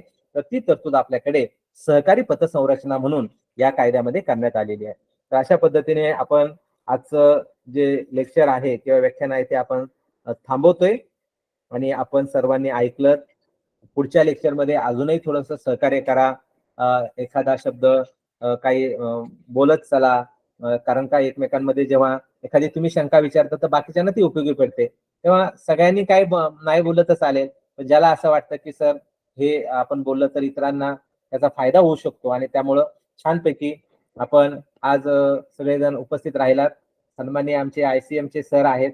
आमचा परिचय नाही पण आता ते नंतर गेल्यावर परिचय होणारच आहे. तर सरांनी पण उपस्थिती दाखवली, वेळच्या वेळी आले, कोऑर्डिनेशन त्यांनी चांगलं केलं. तेव्हा आपल्या सर्वांचं धन्यवाद आणि आता आपण थांबतोय या सेशन मध्ये. ठीक आहे.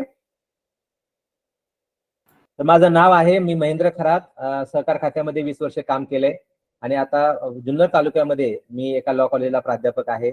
ICM असेल, यशदा असेल, राज्य संघाच्या वेगळ्या ठिकाणी शिक्षणाचं काम मी करत असतो.